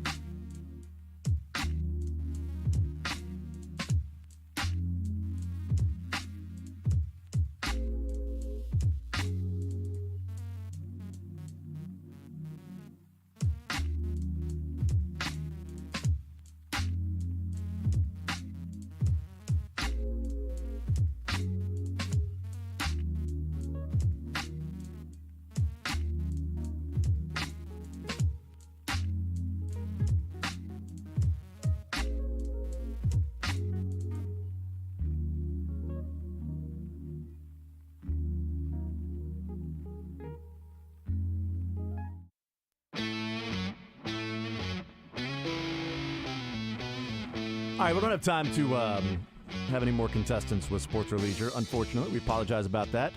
Trying to look through to see if we have any questions that were unanswered. And we got that Eagles-Chiefs touchdown question, the defensive touchdowns, and DeAndre Hopkins, and the Miami college football one. So I think all of mine were answered correctly. What about you, Josh? Yep, we got the blue and yellow flag, and Avery made sure we didn't have any low-hanging fruit left. So scoop those up. Happy birthday, Avery. Okay, very good. Todd Lebo will be at Johnny's Tavern. Thank you to Johnny's Talk Tavern. about low-hanging fruit. Yes. Hello. As always, presenting Sports or Leisure. But at Johnny's Tavern today, 2 to 4 is not the time he'll be there. It will be 4 to 6 today in Parkville, Brinkmeyer Road location, Johnny's Tavern. 4 to 6. 2 to 4 is how long you have to plan for it to get That's there. exactly right. 4 to 6.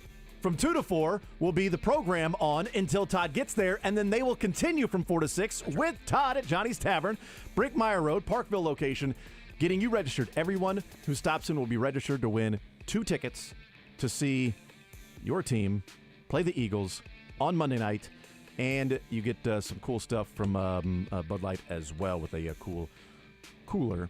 So that is the Parkville location, Brinkmeyer Road, 4 to 6 today. Todd Lebo is there. So thank you to Johnny's Tavern. And don't forget, today's your last day, 810WHB.com/guaranteed foods to register for that tailgate pack of $500 value. So there you go. We'll get some Enjoy the cheesecake. Yes, sir.